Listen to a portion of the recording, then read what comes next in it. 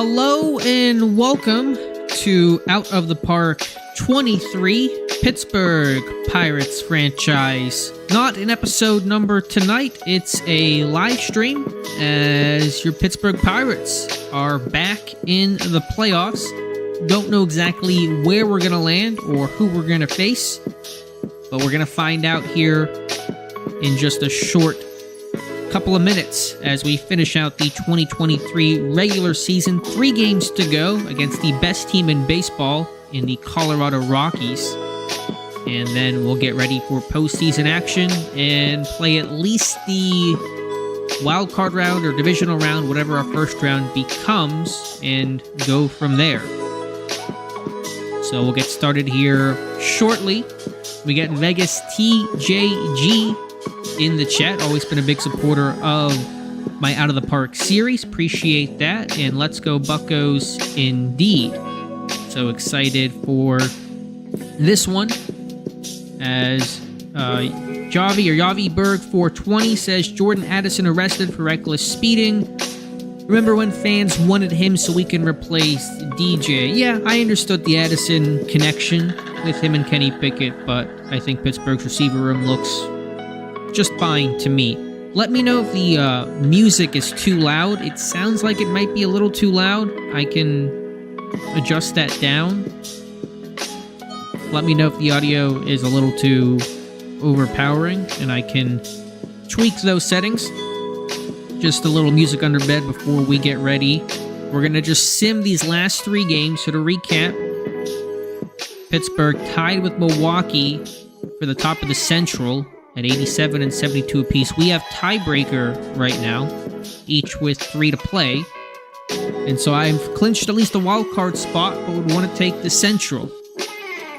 And we're going to have to face Colorado, who's 105 and 54. To do that, Milwaukee has a much easier test here in the Cubs, who are in last place in the Central, right behind Cincinnati.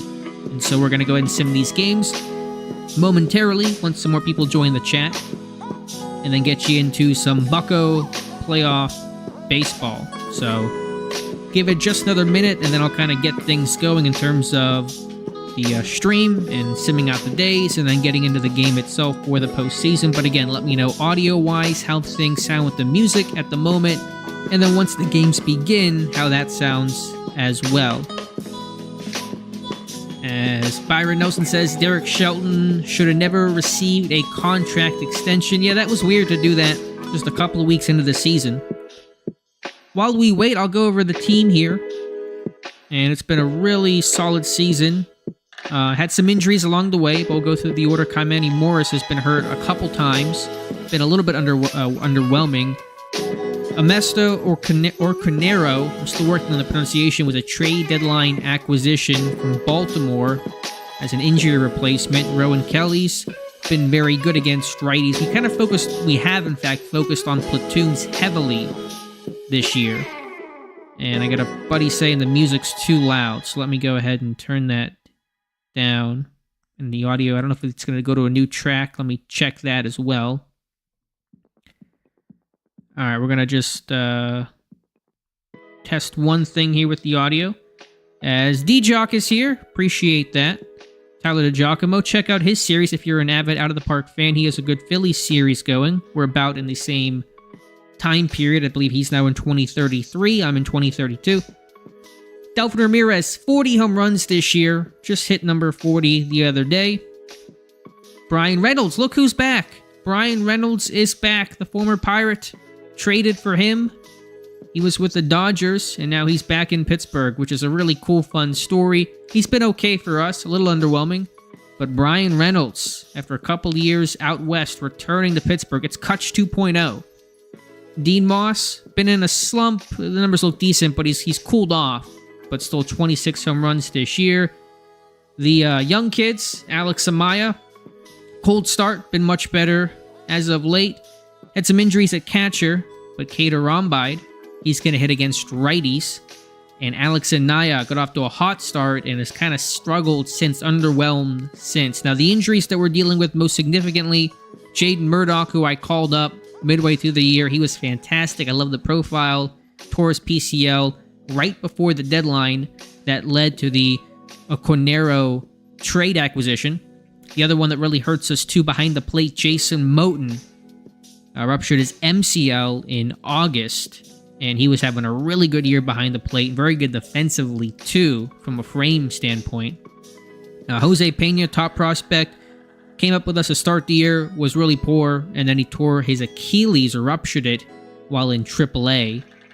This pitcher, interesting, Jonas Figueroa, has not been with the Pirates yet, but don't like to see that, obviously. Pitching staff, Christopher Cruz, missed some time with an injury. A little bit of regression here, a little concerned about that. But overall, still very good. Bell has been underwhelming. The ERA's not where I thought it would be. But the Dillons have been fantastic. Dylan Lesko with a 135 ERA plus, and Dylan Questad at 137. And David Romo, who we traded for. It was a Rule 5 situation, but we traded for him initially from the Dodgers as they got Douglas Glaude, who's now in Milwaukee. And David Romo has played a really key role for us down the stretch. Music sounds good. Thank you, D-Jock. Tony Pena's son, the new pitcher's a good hitter too. Yeah, I wish I could use Paul Skeens. Paul Skeens in this game, because this is an older version of the game. It's from 2 years ago. He never made it. He was not a high pick, I don't believe. Not entirely sure where he was drafted, if he was drafted at all. But I know in 24 I heard he's pretty good. This is the 2-year-old version of this game. Pitching staff continues. Nick Mears has been very good for us. Get on the head scout settings. And then bullpen's kind of been cobbled together, but overall it's been very strong. So just a quick look at our info screen here. Batting average has been good. You know, the run support's been middling but improving. We've been consistently good. Had our slumps, but had a couple of great win streaks as well. Defensively been strong. The pitching staff has been the thing we can hang our hat on. And that's why we are where we are, back in the playoffs for only the second time in this entire series. Made it in 2027, and now back in it in 2032. How far we go, we'll find out here shortly. So I'm going to go ahead and start simming along here. Again, 3 games left. I'd like to be able to rest some of my starters, especially the pitching staff, but because we're still battling for the Central, you got St. Louis only a game out behind both Pittsburgh and Milwaukee, we have to keep going. We have to play like everything's on the line, because it truly is right now. And again, unfortunately, facing Colorado is going to be a really tall task. Let me check the music. It just went away here. I think it's going now to a different track. I don't know what these tracks are, so it's going to do its thing. But who's this here? Quinn, first place. We are, but it's a very tenuous grab of first place. So I don't like this song. Hold on. Let's try to find... We're just going to go back to the other song that was decent. Yeah, right there with Milwaukee. So to start this month, at one point we were 5 games up. I think that was probably late last month.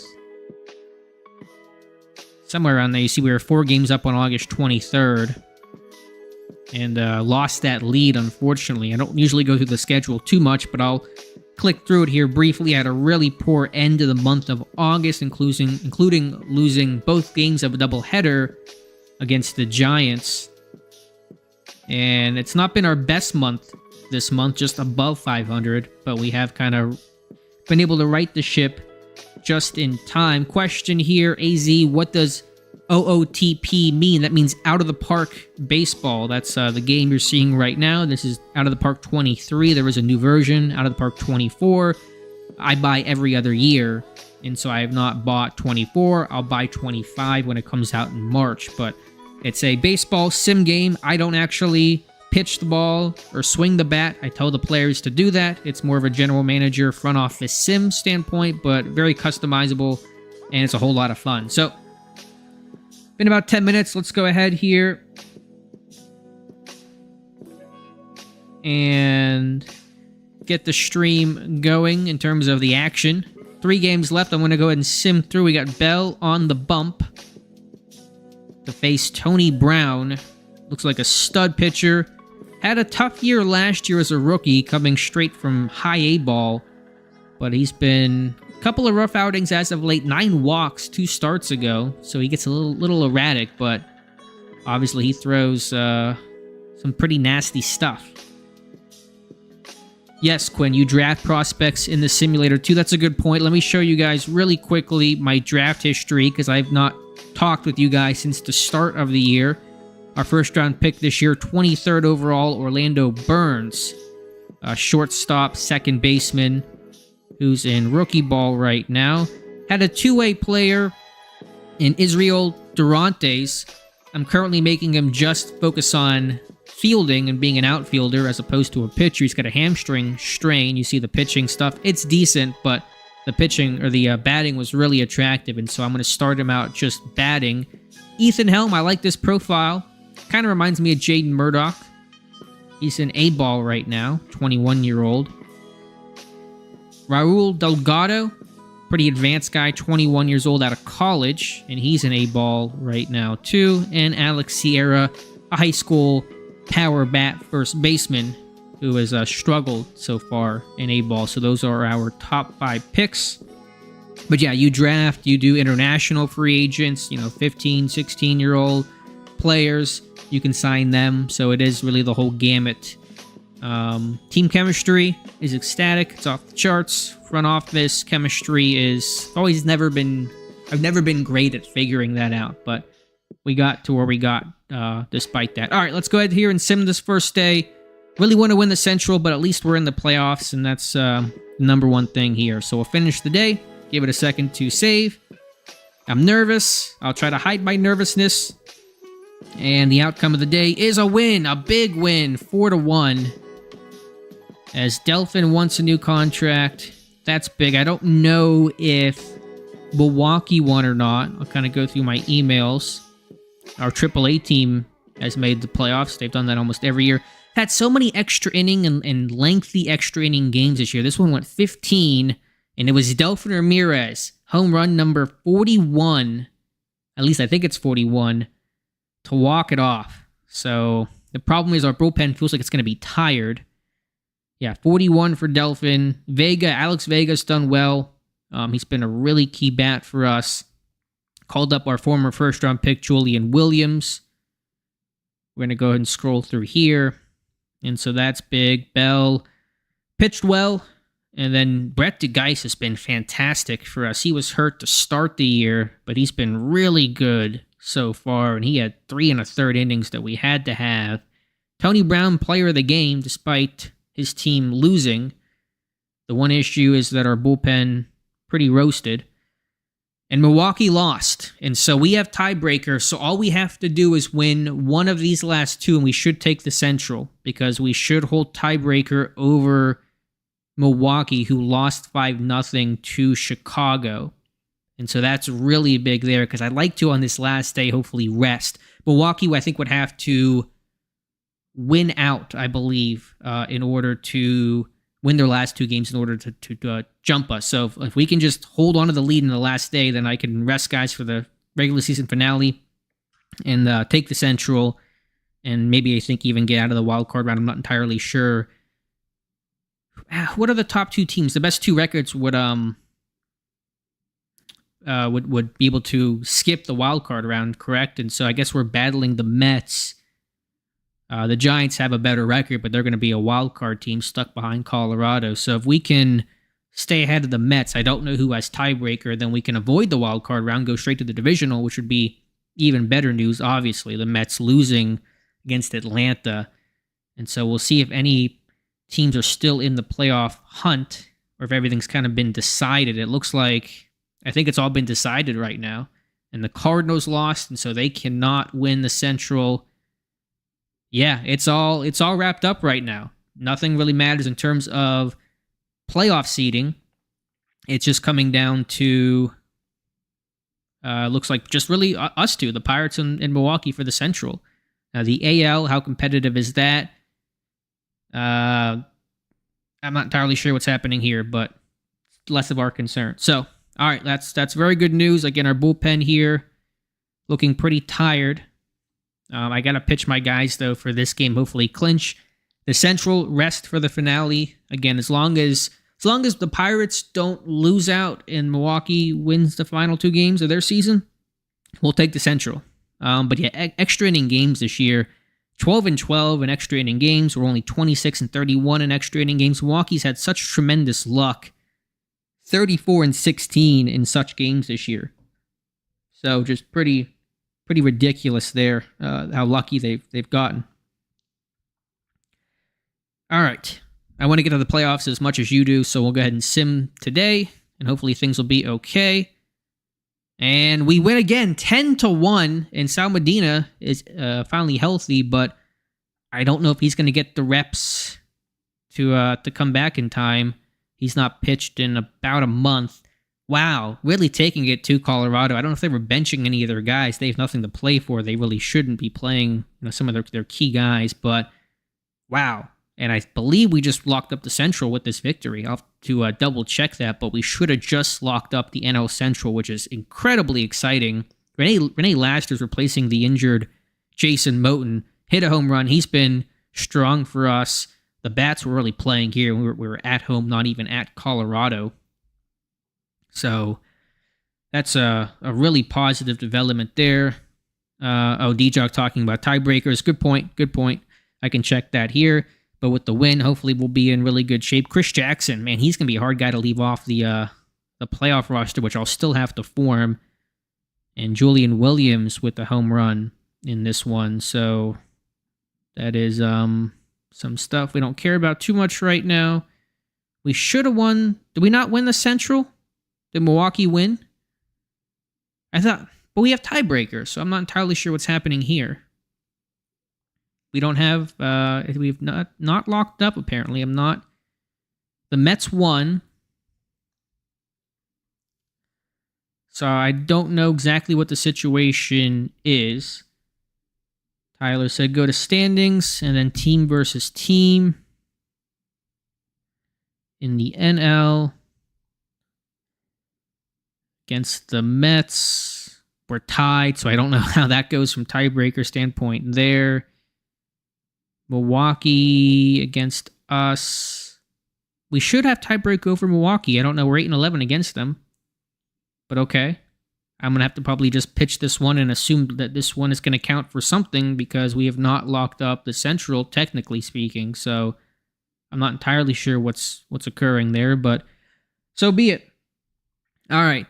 Last game here. How's the pitching staff look? He looks in pretty good shape overall. Dylan Questad on the hill. I don't know who Colorado has. We'll check that. We're not going to play this game. I just want to see who they're pitching. It's Keegan Batka. It's been a pretty durable workhorse for them. So let's go ahead and just sim it and see what happens. 89 wins. Can we hit 90? Can we sweep Colorado to end the year? It'd be asking a lot, but let's go find out.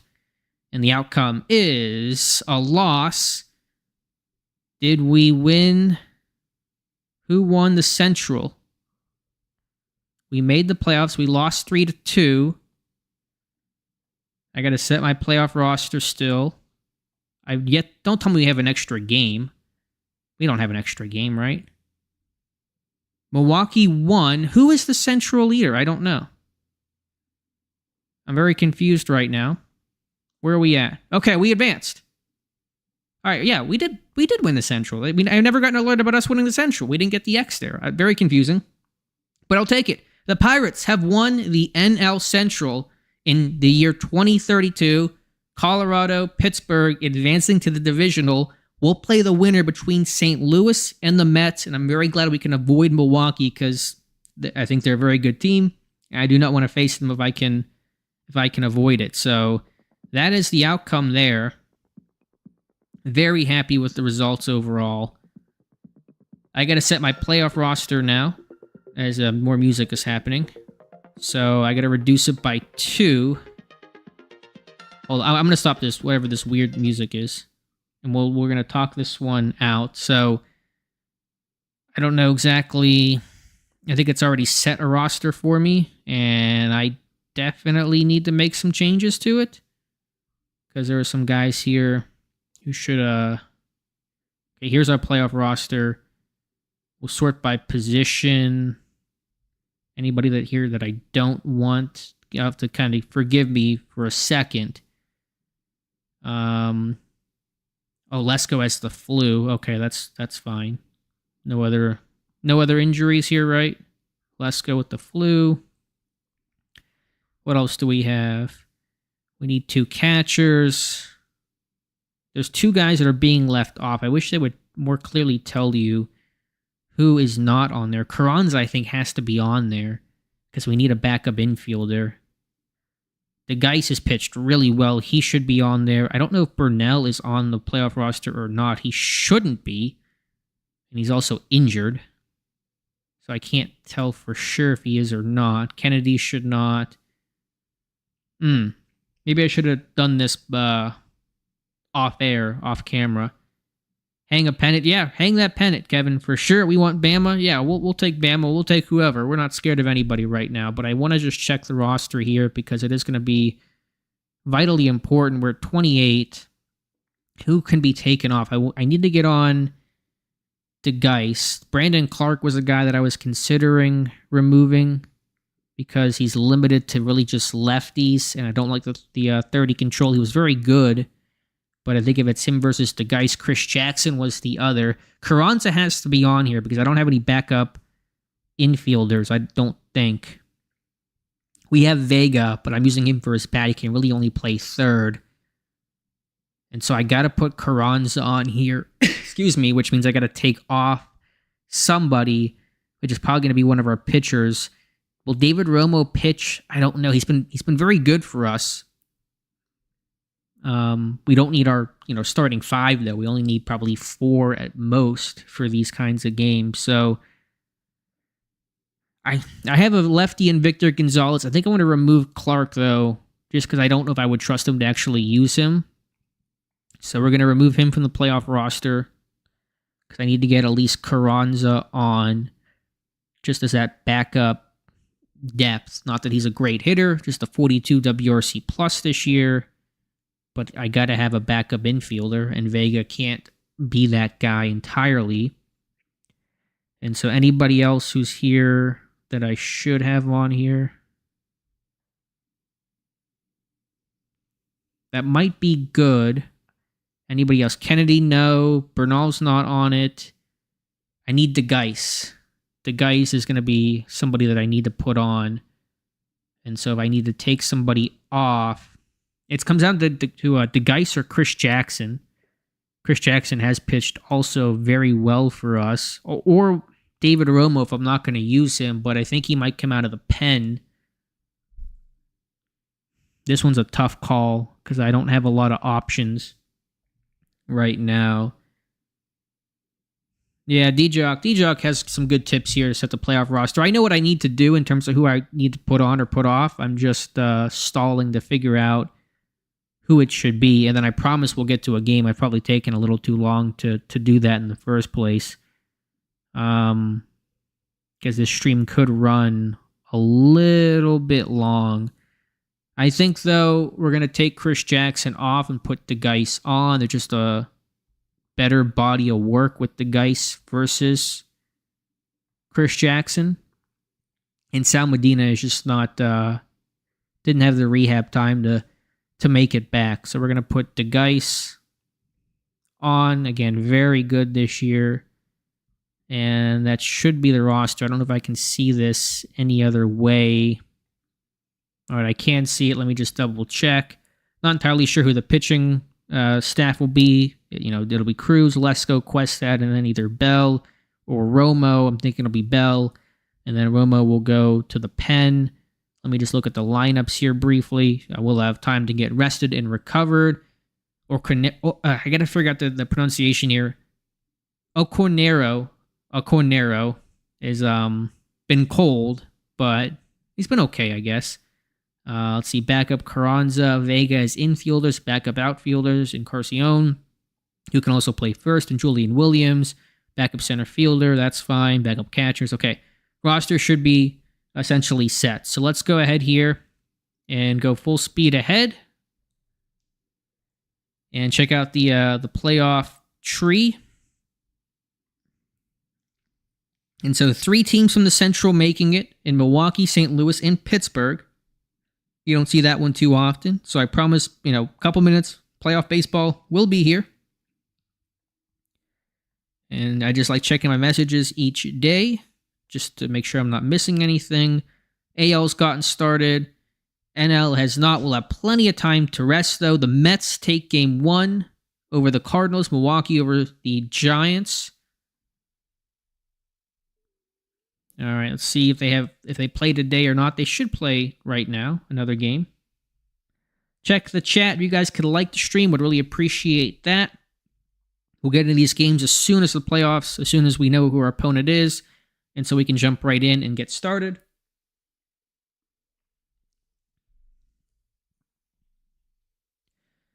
Mets are up. All right, the Mets have won. The Mets have advanced, and Milwaukee sweeps the Giants. And so just like that, things are set. The New York Mets taking out St. Louis. Take a quick look at New York. Good offensive team, 6th in runs, 4th in home runs, 3rd in on-base percentage. And so there's certainly a threat there. And it's a well-rounded team. Pitching looked good. Any major injuries? Former Pirate Mitch Keller's hurt. Liberatore is hurt. He's been out since August. They got a reliever, Jack Seward. Danny Molina. Looks like some injuries in the summer. And Bobby Witt can play, but he is dinged up right now. Had a home run, though, in that win yesterday. So, yeah, they beat St. Louis 3-1 and 5-1. So the pitching looked really strong for them. Touki Toussaint will be their pitcher. He did not have a good season. Nathaniel Herrera, former Pirate, traded to the Mets. He was in AAA. I think he even got DFA'd at some point. He's back now starting, and he's been very good. So will this former Pirate face his former team? It looks like he will. Pepiot and Juan. This guy's stuff is insane. So that's a guy that I hopefully won't have to face here for a little bit. He's exhausted, pitching 2 days ago. I'm not sure who next in line would be. It's Toussaint and then Herrera. We probably will see Herrera, believe it or not. So the guy we suspended 47 times, we're going to see him. So let me just go ahead and check through here. Yeah, my computer loads fast. Yeah, D-Jock. It doesn't take much. This game does not require much, but anyway, not gonna make any jokes. All right, looks like we should be good. Everyone is rested, and so we're gonna go with our ace, Christopher Cruz, of course. Once I finish today. So playoff baseball, September 28th. Figueroa, eligible. Rehab assignment. The Mets, who went 88 and 74, we just edged them out to be able to avoid the wild card round, where we'll face the winner of the. Well, I don't want to get ahead of myself. The winner of this series will face the winner of the Rockies Brewers series. The AL Divisional Series already begun. Houston 1-0 over Seattle. KC 1-0 over Toronto. So let's go ahead and get things started. We'll play the game.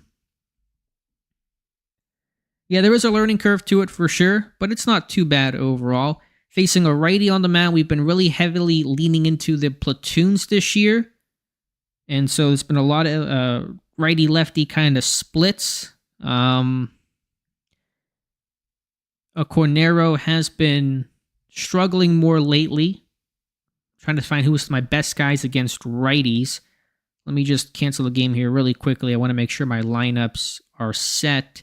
The best guys versus righties are Kelly, Ramirez, Reynolds, Vega as well. It was Vega, and so I'm going to probably have him DH in this game. Let's go ahead and play the game.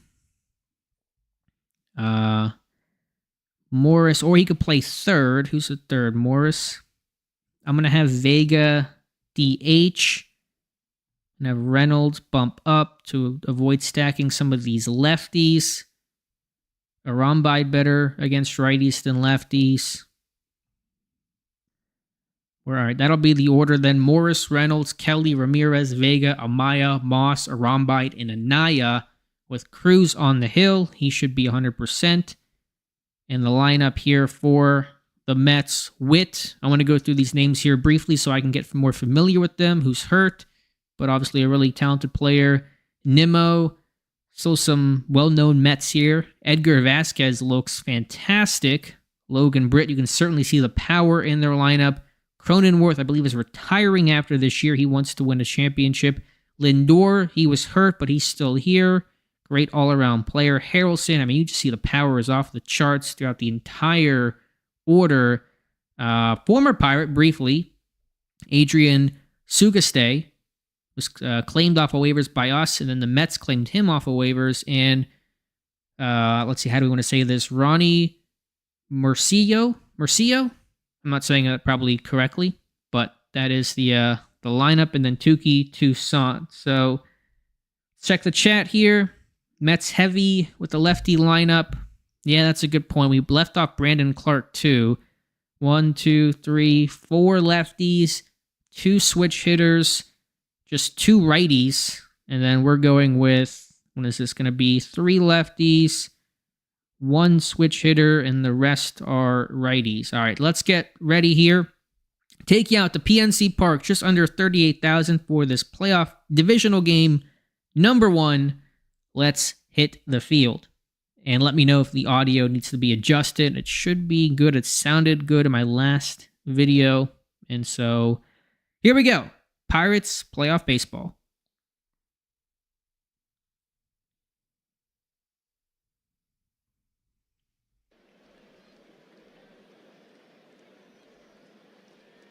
All right, out to PNC Park, as D-Jock says. We only have 1 lefty reliever. Yeah, I took off Brandon Clark. I'm kind of light on lefties overall, but we're going to keep an eye on those splits for sure. So let's get underway, as Christopher Cruz will face Bobby Witt to begin the NLDS. 3-1 count.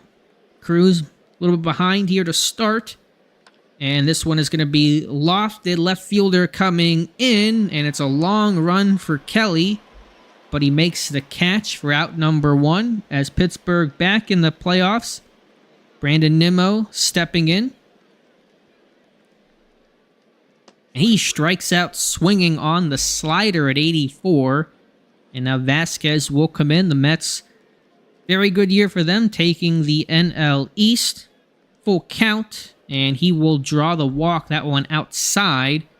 As Logan Britt, kind of a feast-famine kind of guy, 2 for 5 in the playoffs so far, will step in. That one gets away from the catcher, Arambide, and Vasquez will take second.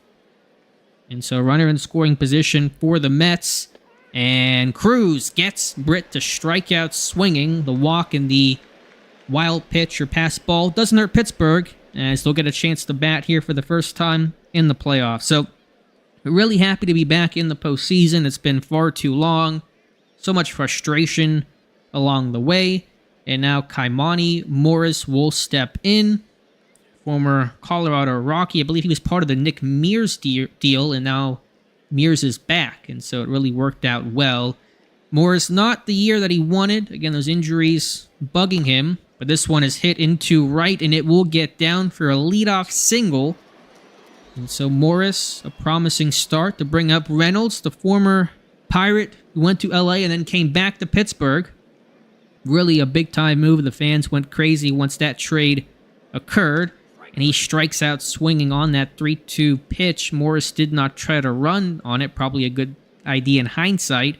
As Kelly, who's terrible against lefties but great against righties. Another full count. This one is smacked in the center. That should get down, and it will. Morris hesitates, but he'll get into second, and it is another single as Pirates threatening early. 2 on, 1 out for Delphin Ramirez. 41 home runs. I think easily our best batter to face Toussaint on a 1-0 count. This one is popped up. Center fielder coming in. Second baseman will make that catch right on the grass. Infield fly rule was on. That was Lindor who snagged it.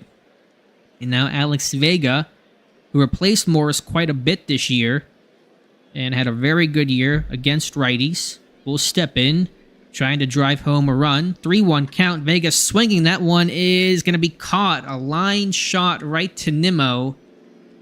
That felt good off the bat. Pirates get 2 on base, strand both. Will go top 2. Now facing the 38-year-old Jake Cronenworth on a 2-0 hitter's count. That one outside, but Cronenworth gets a piece of it, slaps it up the middle past the shortstop, Amaya, and it's a leadoff single. It'll bring up Lindor. So appreciate you guys being here for this playoff baseball. Lindor coming in. Shift is on. That's going to be dribbled. The catcher around by it has it. Throw on a second. They will get the lead runner. That's Amaya. Good defensive plays all around. And so Lindor reaches on a fielder's choice. Bringing up Gage Harrelson. He's got a great eye. Has a home run in the wild card series win over St. Louis. Winning those games 3-1 and 5-1. And it appears Harrelson played a pretty key role in that. And this one rolled to second, and they can't turn two. I feel like there was a chance that they would, but again, erasing that lead runner. And now Sugaste, the catcher, who was a very respectable 3 for 7 in the playoffs, will step in. He's got an RBI in one of those 2 games, and so they're really getting production from it. It appears all areas of the order. Runner will go. Arombide's throw is not in time as Harrelson swipes the bag. And now Sugaste has a runner in scoring position. 2-2 count. Here's the pitch from Cruz. He strikes out Sugaste on the check swing. And the appeal down to the umpire called him out. And so the steal not hurting Pittsburgh as they will bat again. It's Amaya, Moss, and Arombide. Amaya, the shortstop, the rookie, a solid rookie season, got off to a slow start, but picked it up just in time and really was pretty good throughout the year. That one inside, and Amaya strikes out. Dean Moss, another great year. He's definitely a power hitter, facing Toussaint. Behind, though, 1-2, the pitch, and he'll give this a ride into center. Nimmo tracking over to his right, and he'll make the catch for out number 2. And the Rombide. Usually you would see Jason Moten here, but he's got that knee injury, and so it's a Rombide against righties and Lasters against lefties. Again, our platoon-heavy approach seems to be the model that I'm going to try to continue with going forward. 0-2 to a Rombide. Toussaint's pitch will get hit and slap past shortstop. That's Lindor, who can't grab it. It's a 2-out single for a Rombide. We'll go with Anaya, who's a bit better versus lefties and righties, but those splits normalized late in the year. So just give me 1 second here to check something. All right, we're back. Anaya had a quiet second half of the season. Chance to have a loud play here. This one's hit well to left. Going back is the left fielder. It's going to stay in and be caught by Harrelson. And the Pirates get a couple more hits. Runners on, but no runs. Top 3 still scoreless. Mauricio is in the game, their third baseman. 9-hitter, went 1 for 5 with 2 RBIs against St. Louis facing Cruz. The pitch. This one's going to be rope past second base. That was Anaya, who lacks great range to make that play. And Mauricio finding himself on for Bobby Witt. Top of the order. Witt will look at strike 3 on the outside corner on the changeup. And so Nimmo stepping in, 0 for 1 today, 2-2 count. And this one's hit well to right, but a right atom ball. Heck of a line drive to Dean Moss. Makes a nice catch there. And there's 2 away with Mauricio at first for Vasquez, who I believe walked his first time up, then got the second on a wild pitch. And this one's going to be dribbled to second. Anaya, I think it is, throwing on to Moss. And the side is retired. I always get my Amayas and my Anayas mixed up. It's Anaya at second, Amaya at short. Pittsburgh looking for a run. Bottom 3 still scoreless. Top of the order with Moores, who had a single into the outfield his first time up. 0-2 count. And he'll strike out swinging on the 94-mile-per-hour fastball. Quick look at the bullpen check. Mets seem to be in good shape overall, coming off the series, and obviously Pittsburgh in good shape getting the bye there. Reynolds, full count, shift is on, and that one's inside. He'll draw the walk. First walk issued by Toussaint. Kelly. Rowan Kelly's got a single today. Would love to make it 2. And that's going to be a balk. And so Reynolds will advance to second. As the umpire says, Toussaint balked. That'll put a runner in scoring position with 1 out for Kelly. And Kelly gives us a ride to center. Nimmo going back, but he'll have room and make the catch. Reynolds will look to tag, and he'll be in there safely for out number 2 overall. But Reynolds moving up. Delfin Ramirez stepping in. The best bat in this lineup, hitting cleanup in that 4 spot. He's 0 for 1 today. Toussaint trying to get out of it. No one wants to concede the first run in this game. 2-2 count, the pitch. And Delfin hits this to short. Lindor throw onto first. And the Mets dance out of trouble. It's still scoreless going top 4. Cruz facing Britt, Cronenworth, and Lindor. 2-2. Here's the pitch from Cruz. Strikes out Britt. That's number 5 for Cruz. Cronenworth coming in, the veteran, 1 for 1 today. Hit this one to left. Kelly coming in towards the foul line will make the catch, route number 2. And now Lindor, 3 for 6 in the playoffs, 0 for 1 today. Shift on, 0-2 count, the pitch from Cruz. And he'll strike out Lindor. And so Christopher Cruz, a really good outing so far as the Pirates try to look to give him some run support. Alex Vega will be the first man to try to do that. Full count. Toussaint's had some full counts today, but he'll get Vega on a strikeout. Can he advance, though? The throw is going to be in time. Nice job there by Sugaste. Make sure that Vega would not reach on that drop third strike.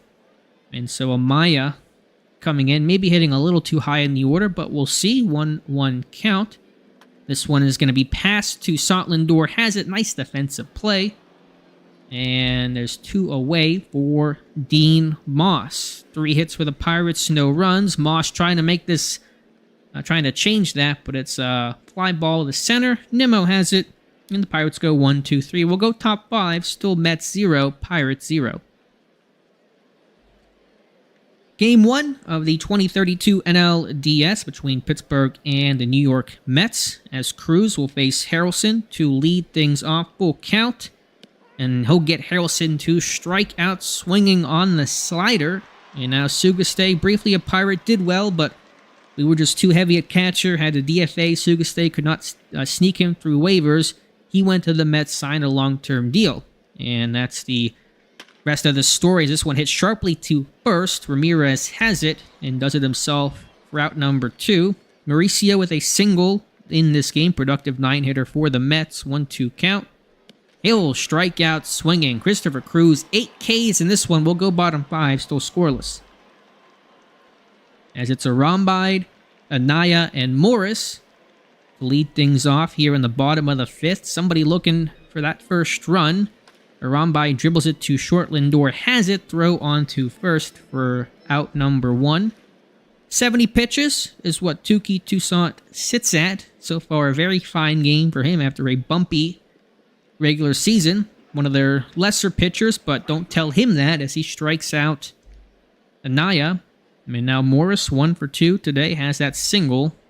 Trying to do a little 2-out magic. This one's hit well. Going back is Nimmo. Looks like he's got a track on it and makes the catch out just in front of the batter's eye, but on the outfield grass for out number 3.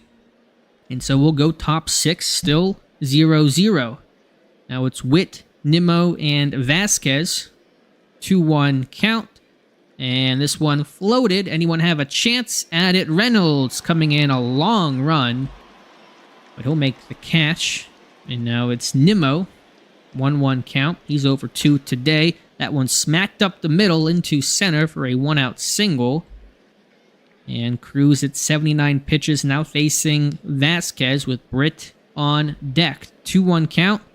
This one's going to be poked into right. Moss, nope, it'll stay in the infield. Ramirez has it for out number 2. And now it is Logan Britt, who struck out a couple times today. Can Cruz make it 3? Britt has that power in his bat. 2 out, 1 on, scoreless, top 6 in this game 1 of the NLDS. 3-1 count. Cruz falling behind. Britt hits this one into left, and it will get down, and the throw will be cut off. And it's going to be a single for Britt. Nimmo will go to third, and our bullpen's going to have to start scrambling here, as we're going to let Cruz pitch this one. Don't have much of a choice here. It's a big spot, the biggest spot of the game so far. 2 outs, runners on the corners. Cruz facing Cronenworth, who's 1 for 2 today. Cruz laboring a bit here at 88 pitches. Needs to get this out, though. No question about that. Full count payoff pitch, and he'll walk Cronenworth, and the bases are full. Now facing Lindor. Maybe I should have gotten a lefty going. Maybe that was a mistake in hindsight. As we'll go out there and talk to Cruz. He's done. He's being an honest man. Our guys are not ready. As C. Bizzle is here. I don't have a great situation right here, as it's Feliz or Gonzalez, and we're gonna have to put in, as much as I really don't want to right now, Rafael Feliz will come in, replacing Cruz, still on the hook for all 3 base runners. Need an out here from Feliz against Lindor, the veteran, a tremendous career at 38 years old, still going strong, almost a 5-WAR season.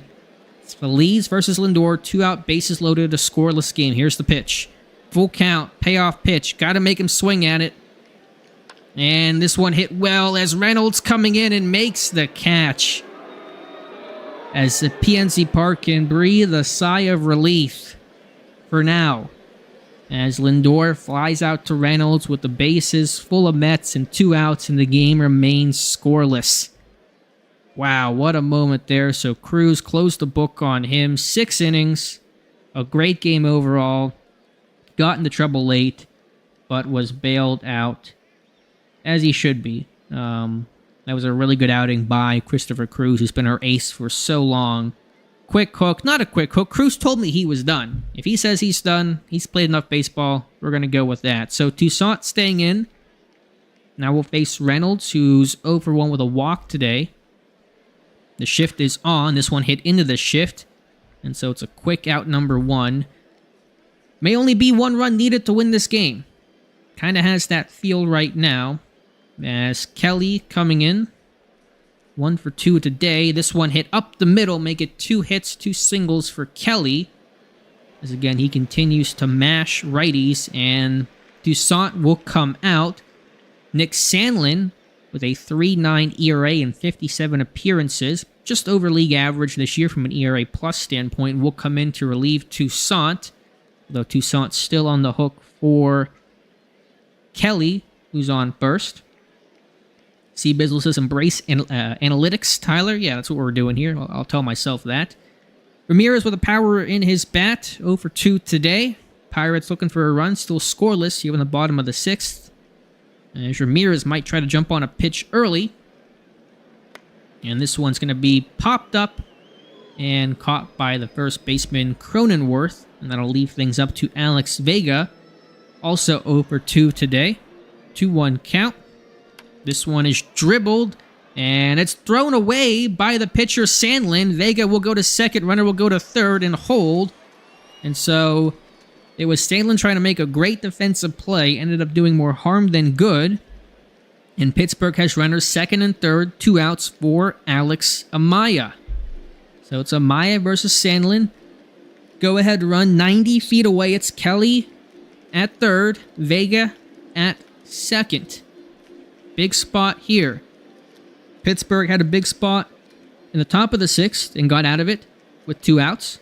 Runners in scoring position. Can the Mets do the same? 3-0 count, and Amaya will draw the walk. And so it's another bases-loaded situation in top half and bottom half of the innings. And it's Aaron Bummer, the veteran, 39 years old, still a really good pitcher. 3.99 ERA and 79 appearances for the 39-year-old. As Dean Moss trying to do the lefty-on-lefty matchup.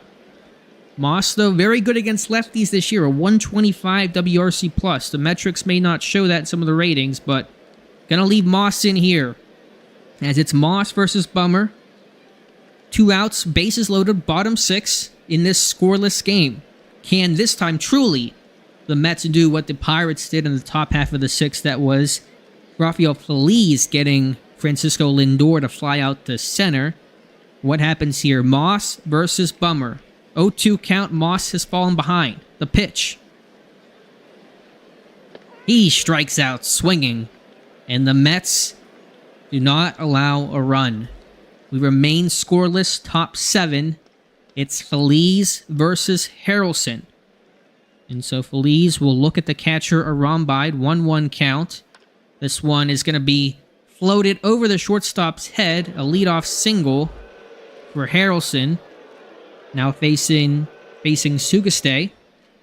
As our bullpen may already get moving around here in anticipation of something needing to happen. It'll be Gonzalez, the lefty, and Way, the righty, moving around. Sugastey coming in to face Feliz.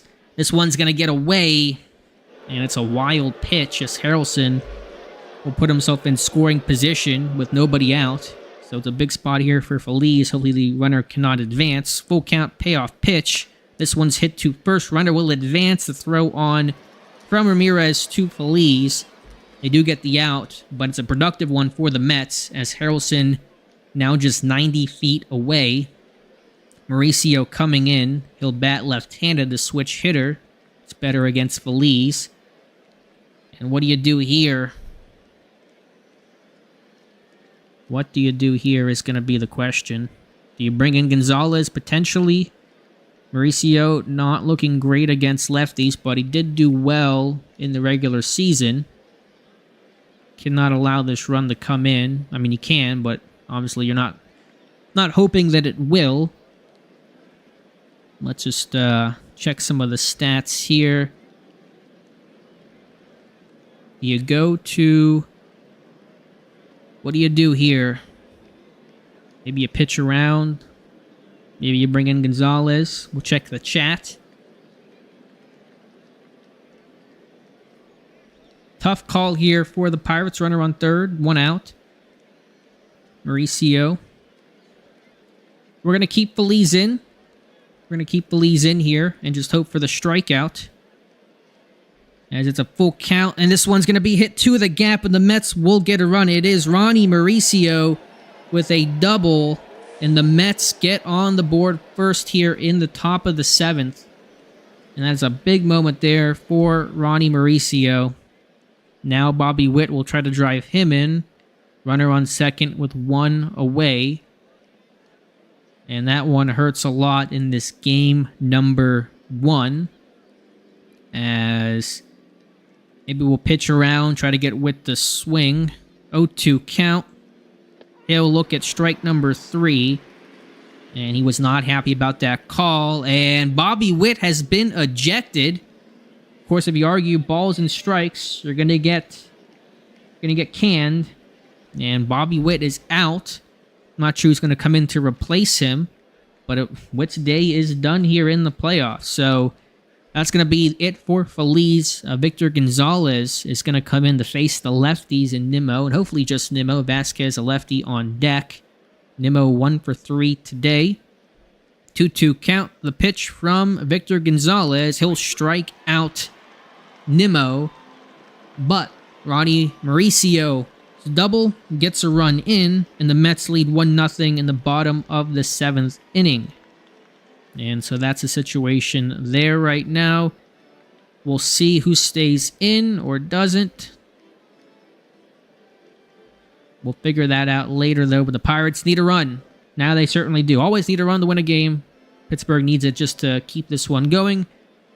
As we're finishing up the 7th inning stretch, a little more somber with the Mets plating a run. Aaron Bummer staying in to face Arambide. We may change our catcher situation and bring in Lasters because Arambide was terrible against lefties this year. So we're going to go ahead here and bring in Rene Lasters to pinch hit, and he'll remain behind the plate. Bit better defensively as well to face Bummer. Full count payoff pitch. That one is outside. Probably ball 4. Lasters floats it into left, and Harrelson has it for out number 1. Anaya is strong against lefties. A little surprised the Bummer's staying in. As a full count. That one late swing from Anaya. And there's 2 gone here in the bottom of the 7th. Aaron Bummer still getting it done, now facing Morez. Another 2-2 count. And Morris strikes out swinging, so great inning for Bummer. As we'll get Lasters behind the plate. And I'll get a righty going in case it's going to be Beck Way. Gonzalez will stay in to face Vasquez. Full count. Here's the pitch, and this one's hit hard to first. Ramirez gloves it, though, steps on first for out number 1. And now Britt will come in. He has not been as good against righties this year, and so Beck Way will replace Gonzalez, as Way coming in to face Britt, who's 1 for 3, 2-2 count. The pitch from Way. Great reliever, traded over from New York, and Britt late on that one. 3 Ks for him, as there's 2 gone, top 8. Now facing Cronenworth. 3-0, Way losing Cronenworth. He walks him on 4 pitches, and now we'll face Lindor, who will bat left-handed in this lefty-heavy lineup. 3-1, Way struggling to find the zone, and he'll walk Lindor, and that is certainly problematic. Now facing Harrelson, the lefty. 2 out, 2 on, 1-0, Mets lead. Took the lead in the top of the 7th inning. Way has to get the out here. And this one's going to get away again. How many times can this happen? A 3rd wild pitch of the day. As runners go to 2nd and 3rd with 2 out. As Harrelson, maybe you try to pitch around and get him to swing at something bad. You may try that tactic here. 3-1 count, and Way will walk him. That was a little bit more on me for doing that. And now there's nowhere to put him. And bases are loaded again for the Mets. 1 out, top 8. Pittsburgh found themselves here in the top of the 6th. Got out of it. Have to do it again. Way has walked 3. He wants to stay in. Salinas is not ready, and so Way will get his wish. Got to find the zone, though. 2-0, not a great start. This one hit to first. Ramirez grabs it, and it was an eventful way to get 3 outs, but 3 outs it was, as it's still 1-0. New pitcher coming in. It's Ricardo Silva.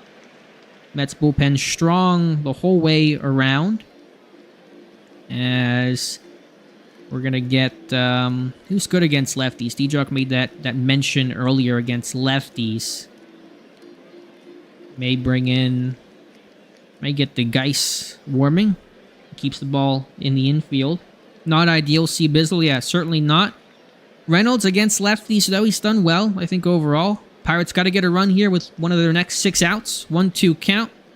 As the Mets have rolled through their bullpen, they have done well today, leading 1-0, bottom 8 in Game 1 of the NLDS. And Reynolds, check swing, they call him out on strikes. Now bringing up Kelly, who cannot hit against lefties, and so he's going to come out of this one. As it's a question of who do we want to bring in. Could be Julian Williams, the first-round rookie, who was great against lefties, or Aquinero, who was traded because he was so strong against lefties. We're going to take a quick look at some of these numbers, and I think we're going to try the guy that we traded for in Aquinero, trying to get a big pop here. And so Aquinero will come in. 0-2 count, though he's already fallen behind. He strikes out swinging, and the Pirates' bats have gone very cold here. I need something from Ramirez, who's 0 for 3 today. Full count, payoff pitch, and he will draw the walk. And so there is a base runner on. But still a lot more to do. I'd like to pinch run here, but Ramirez is such a valuable bat. I don't have any great... I mean, I could put Carranza... but he can't play first, and then I have to use Encarnacion, and I'd be really kind of burning through some of these guys, and so Ramirez is going to stay in the game. Vega is not great against lefties. I don't know if I have a good pinch hit option, though, right now. I could bring in Williams, and then have Carranza go play third. That is a possibility. I'm leaning towards I'm going to do that, because we got to get the runs right now. Vega actually hit well against lefties this year, but I'm going to bring in Julian Williams, because we got to get the run to score. That's what it comes down to right now. So Julian Williams, the rookie, first career playoff at bat. Let's see what happens. The pitch, this one hit well to left. This one's got a chance going back over the notch. You can light the candle. It's Julian Williams, first at bat, first home run.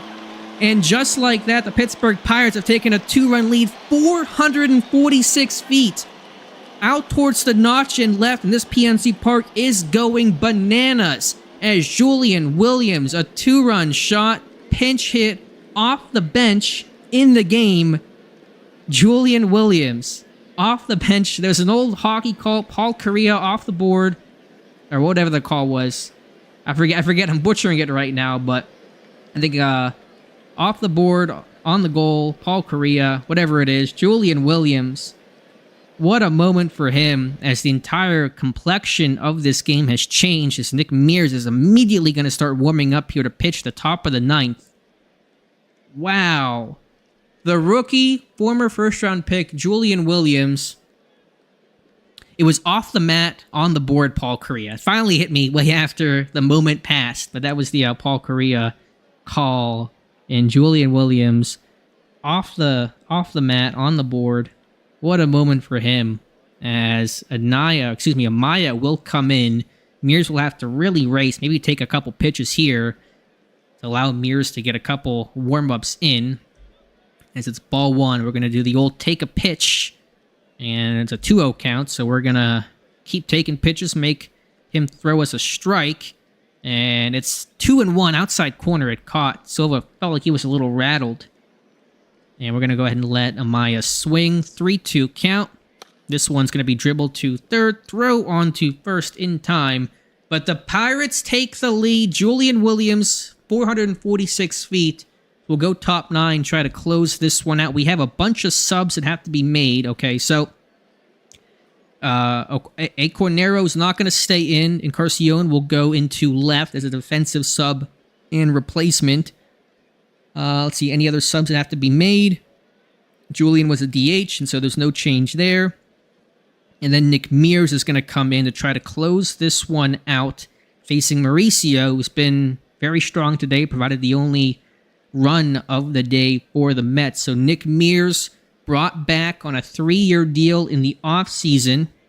3.42 ERA, 1.22 ERA plus this year for the Pirates.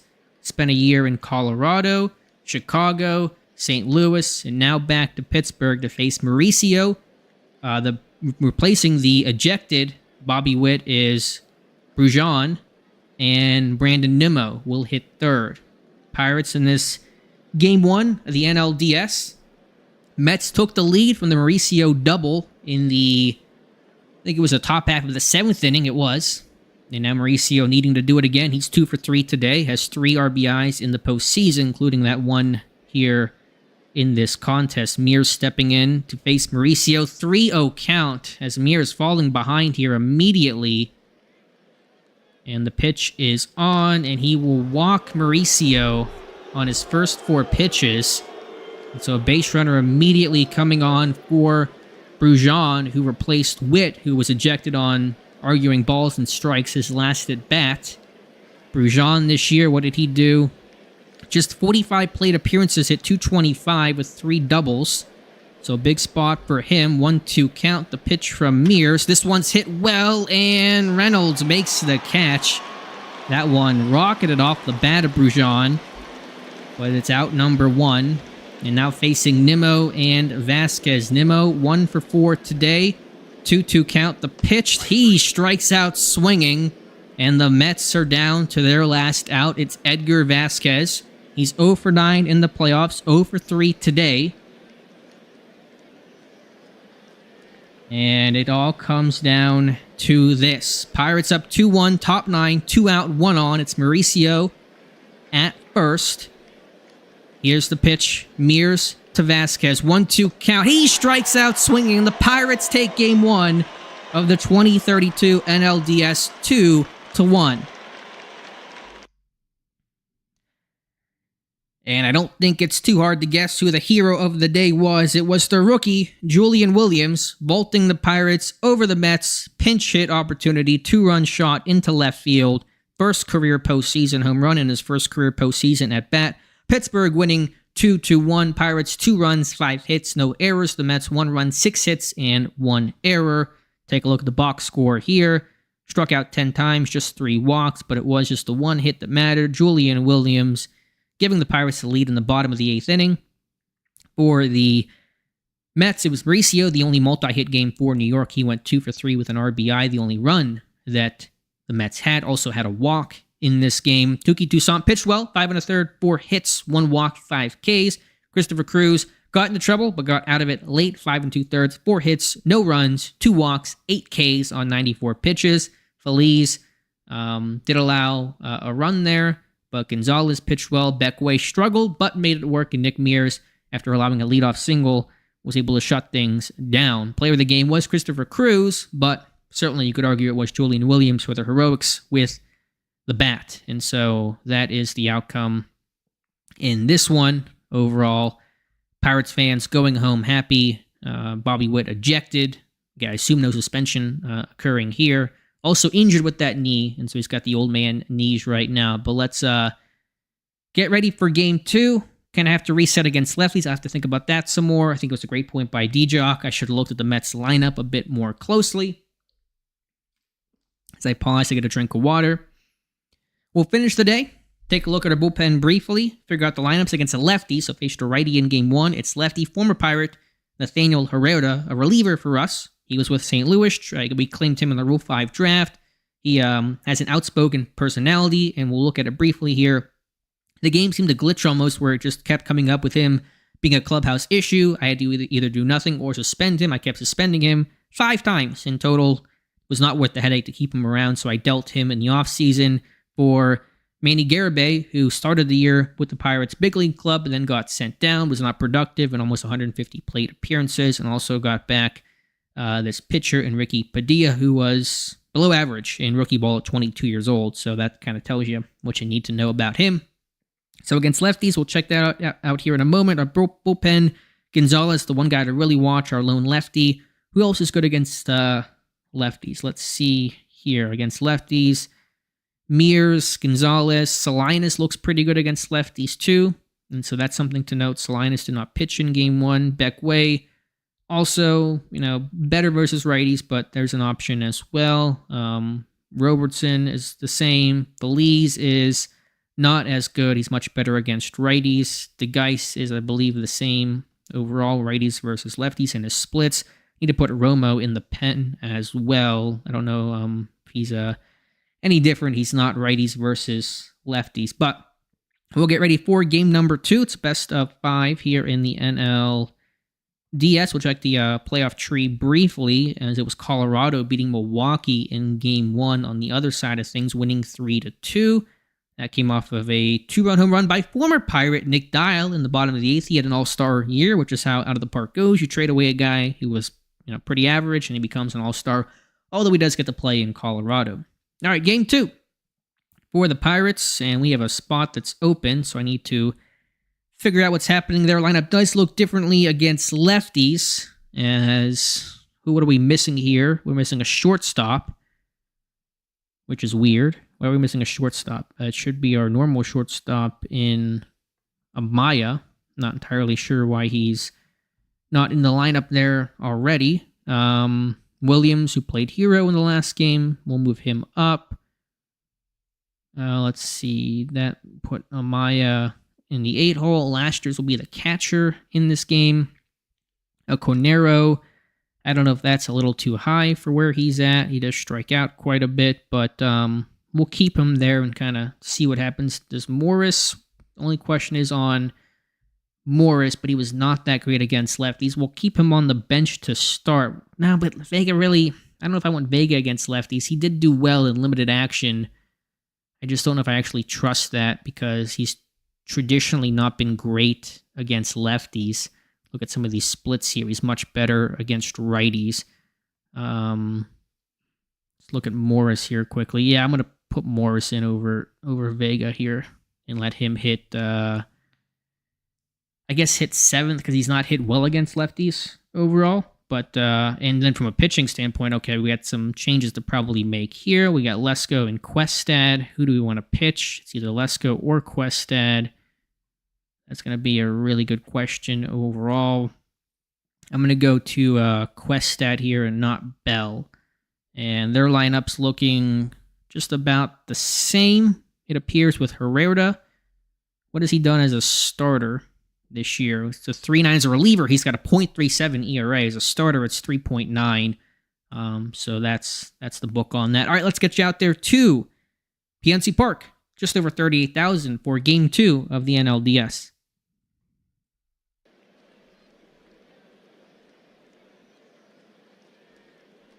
And just 1 second here. Let me pause for a moment.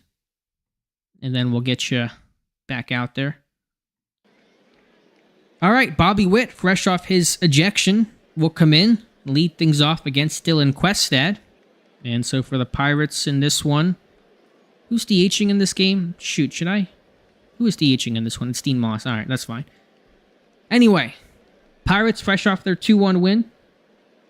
Leading things off is Witt to face Questad. The Dylans were fantastic for the Pirates this year. As this one going back, sending Reynolds back, and it's off the top of the wall. And so right off the bat, off that ejection, Bobby Witt with a leadoff double.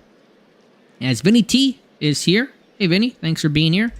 Something a little different, little Pirate stream before training camp, and Steelers action gets kicked back up.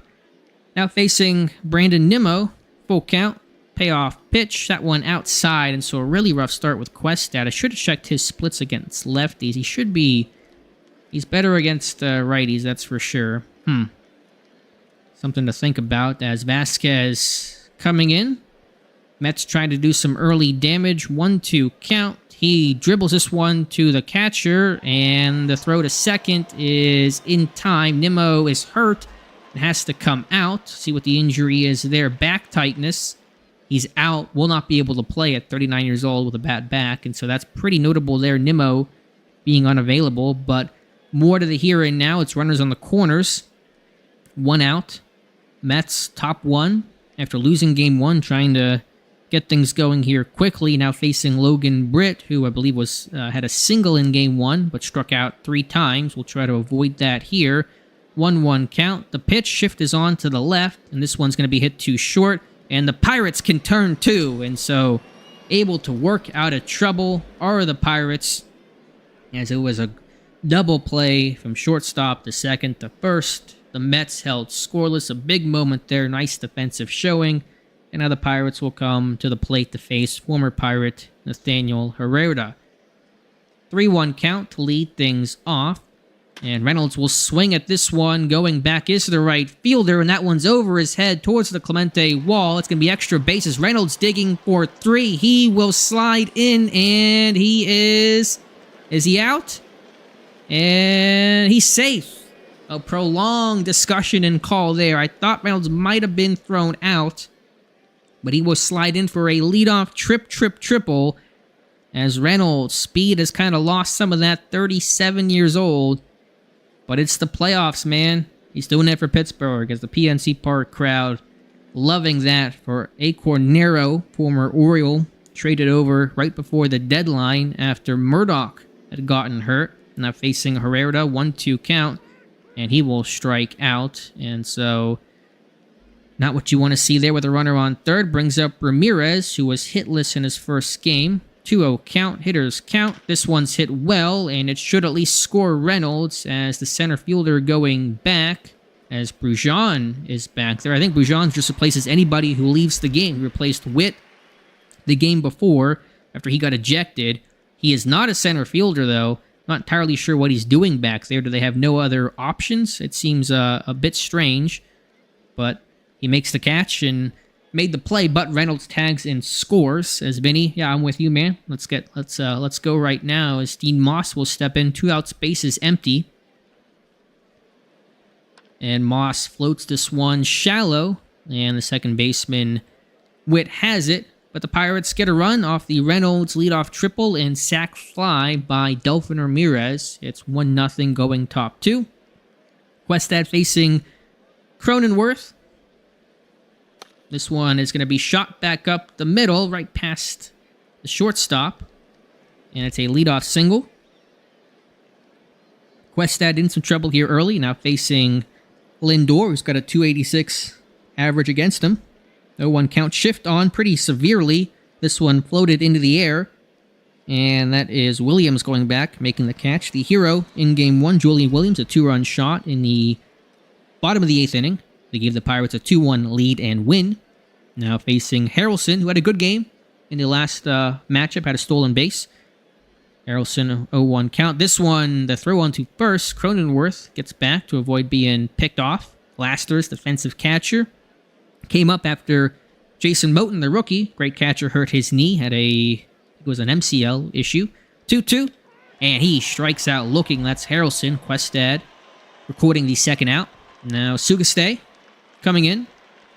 2 outs, runner on. Pirates up 1-0, 0-2 count. The pitch. He strikes out swinging on the slider. As Questad works out of trouble again. We'll go bottom 2, Pittsburgh up 1 run. I should say up 1 run as they lead the Mets 1-0. Julian Williams, again, the hero of Game 1, now facing the lefties. He's bad against righties, but good against lefties. But falls behind here 0-2 and will strike out swinging.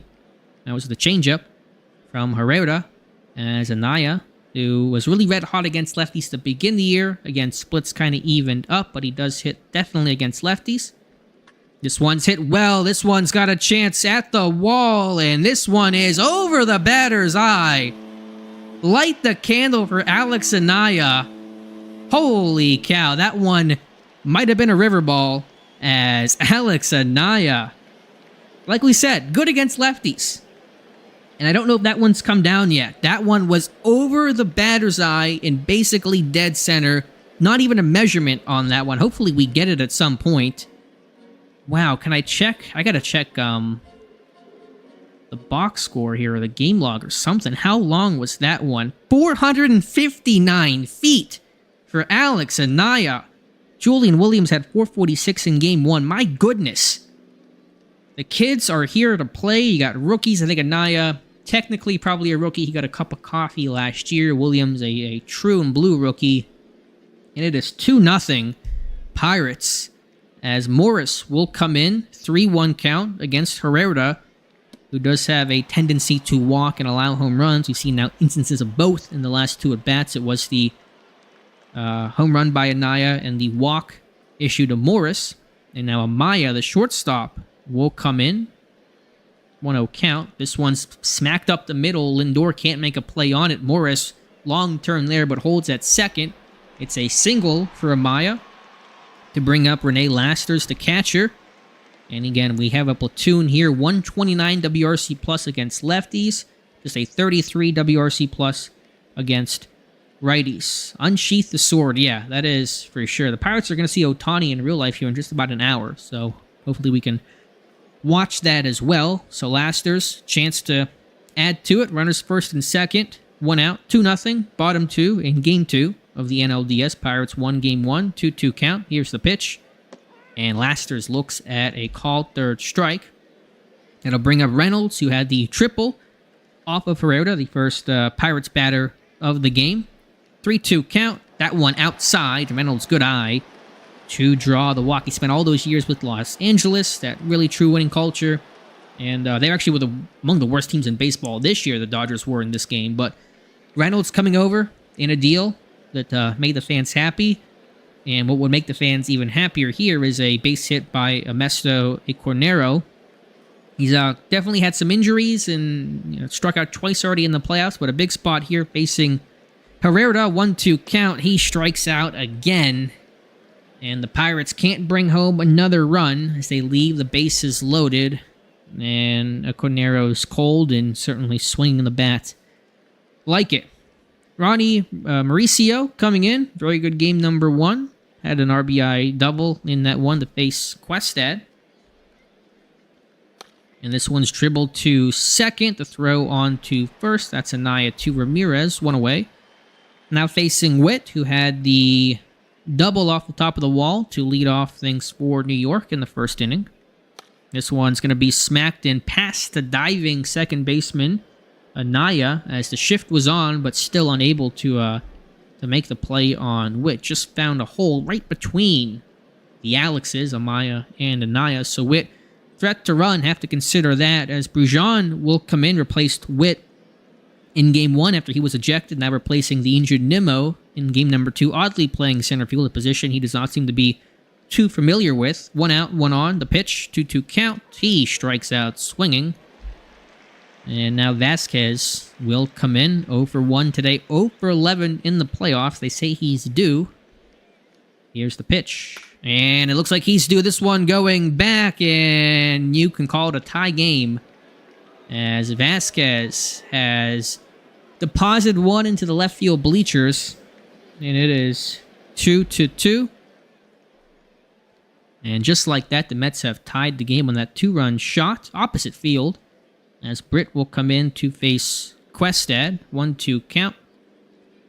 He strikes out swinging, but the Mets tie it up off the Edgar Vasquez 2-run shot. And Ramirez will step in. 1-1 count. This one's going to be hit, and a nice diving catch by Harrelson to rob Ramirez of the hit. Now 3-2 count. Moss hits this one into right. It'll be a single into right field off of Herrera. Now Julian Williams, he's 0 for 1 today. That one inside, might have been ball 4. Appears that it was, but he strikes out swinging. Yeah, that one hurts D-Jock for sure, but Mets were going to get theirs. They got power bats in this lineup. We're tied right now. Now Anaya, who hit the moonshot in his first at-bat, will face Herrera with 2 outs and 1 on, 1-2 count. And this one's hit well again. This one's going out towards right center. Brujan has to make the play, able to make the catch. And so we'll go top 4, still tied at 2 to face Cronenworth, Lindor, and Harrelson. As that'll be a strikeout by Cronenworth. Lindor stepping in, shift on to the right. And Lindor hits this one opposite way. Reynolds having to come over out towards the bullpen and makes the catch for a pretty loud out number 2. Now facing Harrelson. Full count. That went outside. And Questad will lose Harrelson. 2 outs, 1 on for Sukaste, who is hitting .250 in the playoffs. 3-1 count. That one inside. It's back-to-back walks.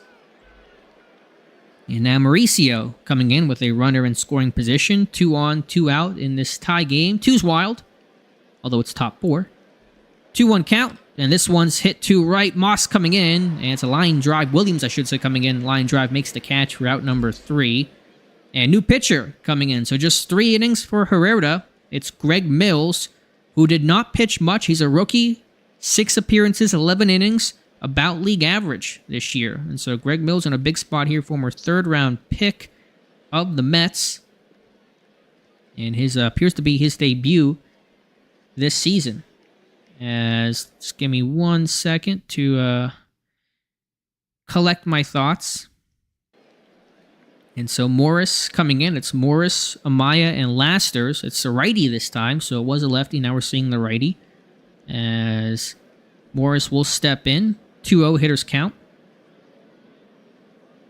The pitch. And Morris hits this one into right. It'll be a leadoff single. I believe that's the 2nd or 3rd that Morris has hit into right field for a single in the 2 games, 1.5 games so far. Now Alex Amaya, who's 1 for 1 today. Now facing Mills, 2-2 count. That went outside, and he strikes out swinging. As Lasters will stay in, won't do the replacement of the catcher here this early in case a catcher were to get hurt. Lasters, tough spot here, 1 out, 1 on, 1-0 count. And Lasters hits this one to center. Brujan going back over his head. Morris digging. He'll look for 3. And will he come home? And he will hold at 3rd. It's a double for Rene Lasters. Brujan maybe had some trouble with it. Just foreign territory out there for him trying to play center field. And now there's 2 runners in scoring position. 1 out for Brian Reynolds, who's 1 for 1 with a triple today. And I believe he has a sac fly or something else. I'm not entirely sure. But a big spot here. 2-2 game. Bottom 4. Brian Reynolds against Mills. 3-0 count. and he'll draw the walk, and the bases are full of Bucks. As Mills staying in against a Cornero, who has not had a good start so far. He struck out yesterday in a pinch hit appearance and has struck out twice today. Will he stay in against Mills? What are the options to potentially replace him? We do have Rowan Kelly. That would be a certainly worthwhile option to face the righty. And let's just see how many lefties the Mets may have. Only 2, and both of them pitched yesterday in Bummer and Silva. And so we're going to go ahead and bring in Rowan Kelly to replace a Cornero. And so Kelly playing the matchups. Bases loaded, 1 out. Tie game, bottom 4. 1-1 count. Here's the pitch. And Kelly gets this one over the shortstop's head, over Lindor's head. 1 run will score, and the Pirates take a 3-2 lead as the pinch hits continue to work. Julian Williams in Game 1, Rowan Kelly in Game 2. RBI single for Kelly. Bases still loaded for Delfin Ramirez, who had 41 long balls in the regular season, the first Pirate to hit 40-plus home runs in a season since Willie Stargell. And Ramirez a chance to break this game open. Laster's on third, Reynolds on second, Kelly at first with that RBI single. Ramirez at the plate to face the rookie, Greg Mills. Here's the pitch, 1-0 count. Ramirez hits this 1-2 third pretty weakly. Can they turn 2? And the Mets turn 2. And so they give up the lead, but only by a run. And it's 3-2 as we go to the 5th inning. As it'll be Kelly coming in left field. So double play there certainly doesn't make you feel great, but the Pirates do take the lead. Yeah, pops, Willie Stargell. The last guy to hit 40 home runs until Ramirez hit 41, a career high for him. He made the All-Star game. I did not show the All-Star game again. I forget to show those accolades and awards, but Ramirez and I believe Cruz and maybe Mears made it as well. Top 5, Pirates up a run. Facing Witt, who's 2 for 2 today. Full count. And Witt will draw the walk. So a really good game for Bobby Witt as Brujan will come in. And we're going to maybe start moving the bullpen around already. Questad has felt uneasy today with his 4 walks and 2 earned runs along with 4 hits. Brujan coming in, 1-2 count. He'll strike out on the check swing. He could not hold up. And now Vasquez, who took Questad yard the last time, will come in. Got to be careful with him. Don't have the lefty that I'm going to use right now. And so Vasquez will face Questad. 2-0 hitters count. This one's hit well, and this one thought it had a chance there, but it stays in the yard. Caught in right field by Williams for the second out. Little gun shy after that home run that Vasquez hit earlier in the game. Now Logan Britt, who's had a tough series so far, but Vasquez was having a tough one as well. And then you go yard and people forget how tough things were. So it's Questad versus Britt. Witt on first. Say that 3 times fast. 2 outs. Pirates up 3-2 in Game 2 of the NLDS. Pirates winning game number 1, 2-1. Here's the pitch. 2-2 count. And Britt strikes out as he continues to struggle. And the Pirates stay up 3-2. And so that may be it for Questad. Salinas may be looking to come in here. Right now it's going to be Moss, Williams, and Anaya due up. And so Moss will lead things off. He's 1 for 2 today. This one poked to Lindor, who catches it on the hop. Route number 1. And now Julian Williams coming in. Let's just check. Questad was at 83 pitches. That's going to be it for him. Just a little shaky in this one, but it worked. He got out of it. Play some NFL head coach. Yeah, if you ever watched the Mr. Hurricane series of NFL head coach with the Falcons, it's a lot of fun. He did a great job with it. So I played both games. I think the second one was certainly probably better than the first. But yeah, if you like, football manager, NFL head coach, Wolverine Studios and their games, this is definitely the game for you for the baseball side of things. So Williams coming in. Base is empty. 1 out.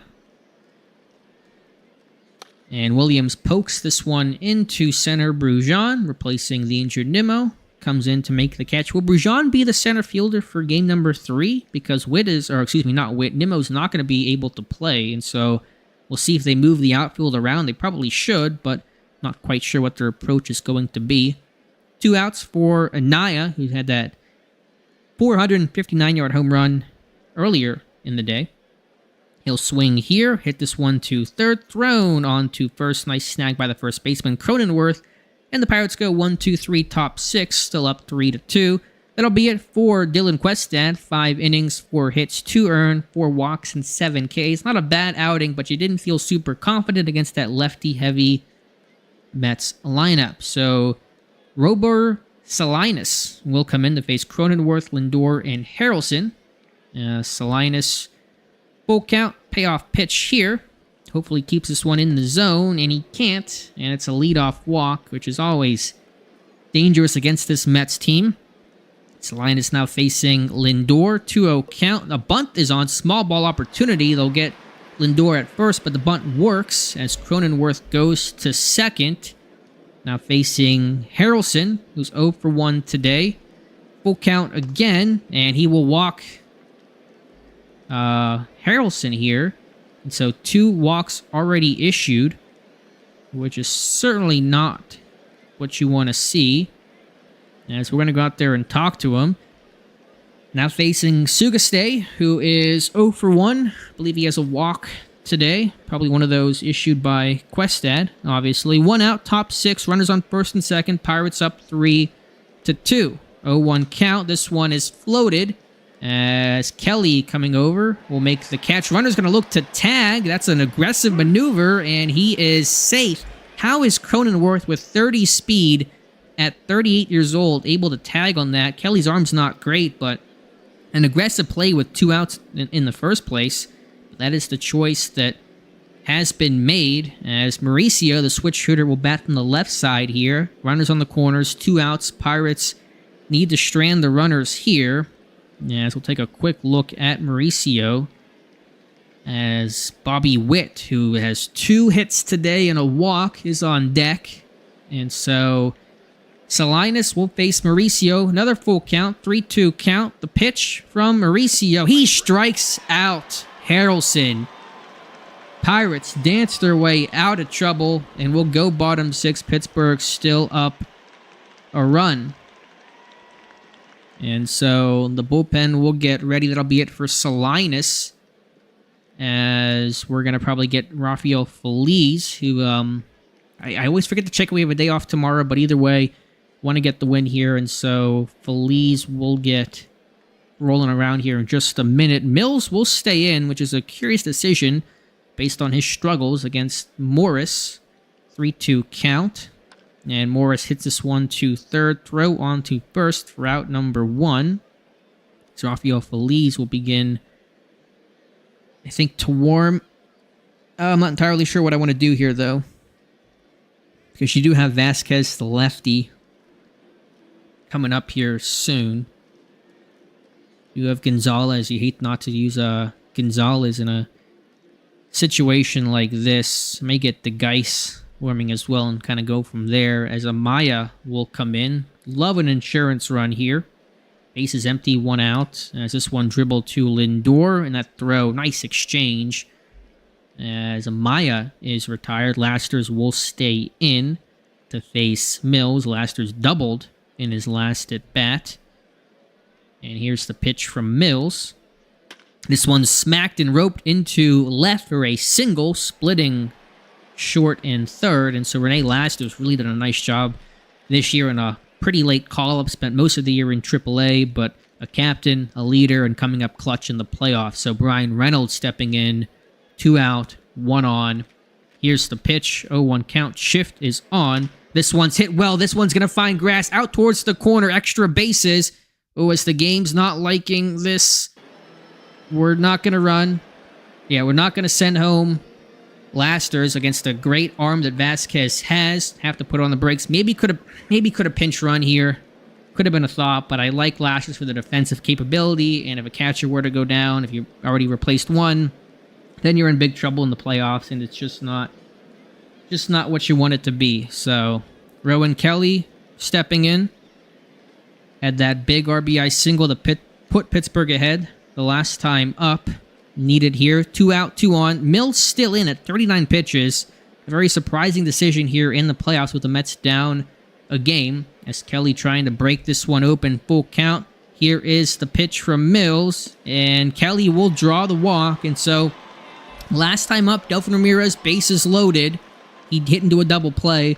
No chance of the double play here, obviously, with 2 outs. Ramirez, though, a chance for redemption. And Nick Sandlin, who had some issues in the previous game, is coming back in through just 9 pitches in game number 1 to face Ramirez, who is 0 for 5 in the playoffs so far in these 2 games with an RBI. Really big chance here for Delfin Ramirez. Bottom 6, 3-2, bases loaded, 2 outs. Here we go. 1-1 count. And Ramirez hits this one to left. This one going back. This one has a chance, and it's gone. You can light the candle. Delfin Ramirez, a grand slam, and the Pirates go up 7-2. Just over the left field wall, but it still counts all the same. Clear the deck. Cannonball coming. Delfin Ramirez, grand slam. The bats have been big for Pittsburgh. It was Julian Williams in game 1. And now it's Delfin Ramirez in game 2. Pittsburgh up 7-2. As Delfin Ramirez, he earned that redemption. And it's going to change the complexity of this game. Not that we're going to assume anything, but we won't use Feliz and potentially tire him. We're going to get Luke Robertson going. DeGeis may still come in. As D-Jock, you're right, light the candle for Delfin Ramirez. Dean Moss coming in. I was really surprised they brought in Sandlin. I think their pitching management in this game has been questionable, as there's an error as a diving play by the third baseman, Mauricio. It's a throwing error, and so Dean Moss will get on base. The inning will continue for Julian Williams, who will... We're going to keep him... Do we keep him in the game? Yeah, we'll keep him in the game, I think, right now. And so Williams, 1-2 count. He'll strike out swinging, but it's the grand slam by Delfin Ramirez to make this a 7-2 game. As we're going to... What I want to do here, Robertson... We're going to bring in... We're going to bring in Brett DeGeis to face Witt, Brujan, and Vasquez. And defensively, any subs? I think we're good right now. Still a little too early for that. We'll keep everybody else in. And so DeGeis will face Witt. DeGeis acquired in a trade. I forget what the trade was. I think it was, I want to say Nick Gonzalez, as he strikes out Witt looking. Lasters framed that one well. Again, that's why he stayed in. He's also just hitting well. As Brujan, 0-2, replacing the injured Brandon Nimmo, comes in. And Brujan, little chopper back to the pitcher. And DeGeis throws it on to Ramirez for out number 1. That'll bring up Vasquez, who's provided the only run support of the day for the Mets with a home run. As DeGeis falling behind 3-1, but swung on. Morris has it to throw on to first. Beats Vasquez by a step. And we'll go bottom 7 after we stretch. As that was a nice inning by DeGeis. Not sure who I want to get warming right now. Maybe DeGeis stays in for another inning if we can swing it. If I can avoid using my lone lefty, I'd really probably like to do that in this game. But right now it's Anaya, Morris, and Amaya. Sandlin will stay in. And this one smacked to the gap, and this is Anaya looking for extra bases. It'll be a leadoff double as Anaya slides into second. And you just wonder about the Mets' pitching decision. Sandlin staying in. Their bullpen situation is not amazing, but there's certainly some guys to turn to. And they're kind of letting these guys pitch, which is usually in the playoffs you get some of these quick hooks and not these extended, let them pitch through it moments. But it is 7-2. I don't know if this is a time to really wave the white flag, but Morris stepping in, trying to provide more insurance. Runner on second. Nobody out. Shift is on to the left. This one is going to be into the outfield. That's going to drop in for a single as Anaya is going to come home. And Kaimani Morris makes this an 8-2 game. as the runs keep coming for Pittsburgh. Now Amaya entering the game. Full count. And he strikes out as Morris didn't run there. And finally a pitching change gets made. It's Matt Manning to face the catcher Lasters, who are definitely going to stay in right now. And so Lasters with a really good game. Full count. A lot of full counts today. A lot of guys kind of letting pitches come to them. Lasters strikes out swinging as Reynolds with a runner on first and 2 away on a 2-2 count. He'll match Lasters and strike out, but Pirates get another run. They lead a 2 top 8. The Geis will stay in to face Britt, Cronenworth, and Lindor. Britt 0 for 3 today. Infield shifted to their left, and Britt's struggles continue. He strikes out again. 2 Ks for the Geis. Now facing Cronenworth, another full count. And this one's going to be hit to second. Thrown on to first. Nope, I didn't mean to hit advance the bat, but I was going to hit that anyway, as Lindor opposite way. This one drives Kelly back towards the track, and he makes that one just in front of the left field wall. So 2 quality innings for Brett the Geis. Yeah, see, Bizzle, I guess the Mets are going to save the pen, but, just thought maybe they would want to try to get back into this game. 5 runs is not an impossible, insurmountable type of lead, but that's where things are at. What I want to do here, we'll bring in David Romo to try to close this one out. Or do I want to bring in Robertson? I think I want to bring in Robertson, actually, instead. Don't want to assume anything here in the playoffs. It'll be Kelly, Ramirez, and Moss, as Matt Manning will remain in the game. And this one's going to be hit to right. This one's got some distance, and you can light the candle. Rowan Kelly, first home run of the postseason. He's got 2 RBIs in this game, and it is now 9-2. Pirates pouring it on in game number 2. Yeah, a 9-out save for the Geis. If I let them in, yeah, you get the 3 innings, you do get the save, but he's not going to stay in. He's pitched well, and we're going to save that arm as much as possible. Light the candle for Rowan Kelly. Ramirez, speaking of home runs, had the big grand slam. Full count here, so we're just trying to make them throw some pitches right now, as Ramirez will strike out, but Manning at 22 pitches with just 1 away. And so Dean Moss coming in. Been relatively quiet. This one hit sharply to first, but handled by Cronenworth for out number 2. And now Julian Williams will come in. 1-2 count. He'll look at strike 3. But the Pirates tack on another run off of Rowan Kelly. And we're going to go ahead and bring in Luke Robertson. And let's see if we can get maybe Andres Carranza some time, replacing Anaya, as it'll be Harrelson, Sugaste, and Mauricio.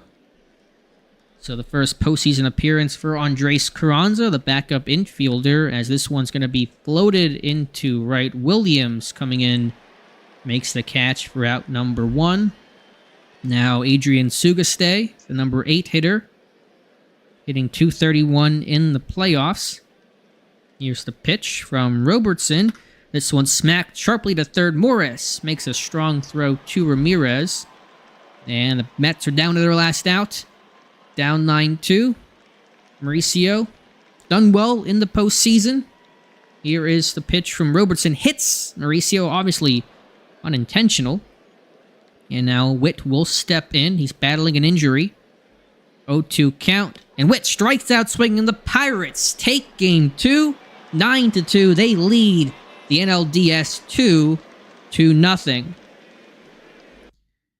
And so the Pirates rolling along. The Mets did tie this one in the 3rd inning off the Edgar Vasquez 2-run home run, but it was the Delphin Ramirez grand slam in the bottom of the 6th that made it 7-2. Pirates tacking on 2 more in the 7th and 8th inning, respectively, to win this one 9-2. Pittsburgh, 9 runs, 13 hits, and no errors. The Mets, 2 runs, 4 hits, and 1 error. Take a look at the box score here.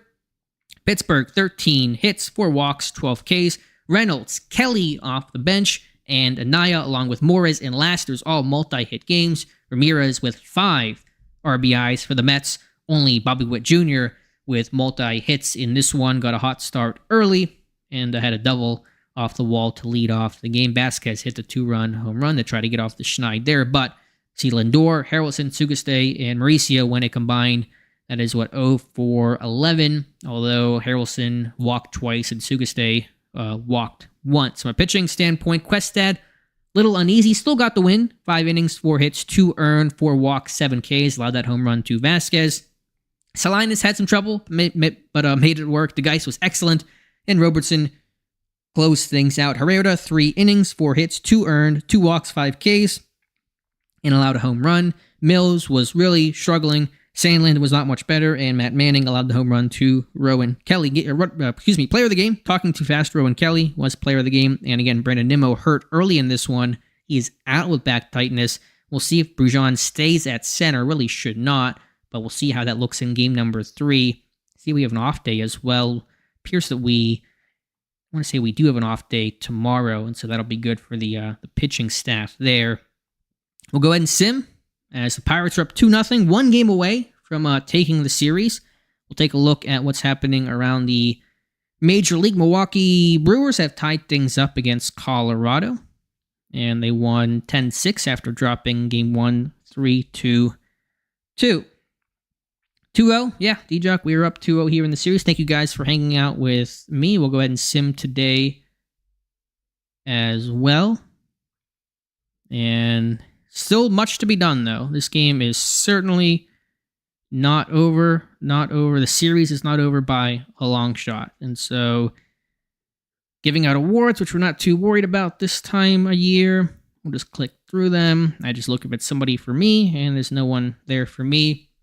Now, to be fair, the Mets were using probably their least 2 effective pitchers in the first 2 games, and so it's going to get a bit harder here. So around the AL, Houston over Seattle 2-1, Kansas City over Toronto 2-1. So we're the only team with a chance to sweep. All right, let's get ready for game number 3. I'm going to check some of these lefty-righty splits. As yeah, certainly better against righties than lefties. We're going to let Dylan Lesko pitch in this one after Dylan Questad in game 2. Cruz is still a little ways away. We're facing a righty, which I don't know if we prefer that or not, but we'll get ready. We're out at Citi Field, back in the Mets place for this game number 3, as we're facing a righty, and so Rowan Kelly's in. I'm going to let Vega hit over a Cornero and move things around slightly. Reynolds will go up to the 2-hole. And that looks probably good overall. Bullpen looking strong. Gonzalez, 98%. DeGeis, 87%. Let's see, Mears, 95%. Salinas, 89%.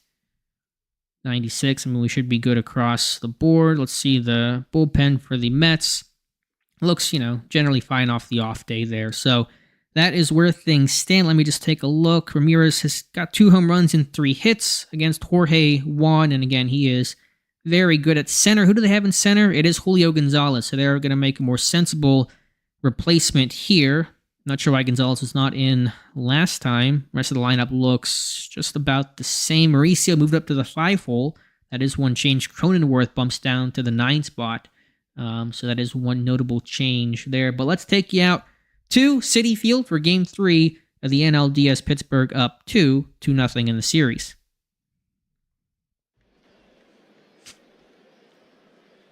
And so it'll be Jorge Juan for the Mets on the bump in this must-have game. Now facing Kaimani Morris to lead things off. Morris, the Pittsburgh Pirates' third baseman. As we are out at Citi Field, Pittsburgh taking game 1 2-1, and then game 2 9-2. As Morris gives this one a drive to right. This one's going back and in the corner, caught by Vasquez. Had to make a nice defensive play there, and he does for a loud out number 1. Jorge Juan with 100 stuff, struck out 12 in his last game against the Cardinals, a playoff team. Only allowed 3 hits and no runs. He's had many years where he's led the league in both walks and Ks. And this year, did not lead in either. The walks about the same, the K's down a bit, but he's a very good player as Reynolds stepping in. And this one's hit to left. This one going back is the left fielder, and he will make the catch for a couple of loud outs to start. And now Kelly coming in, 2-2 count. And he will look at strike 3. And so the Pirates eventually, but go down in order, 1-2-3.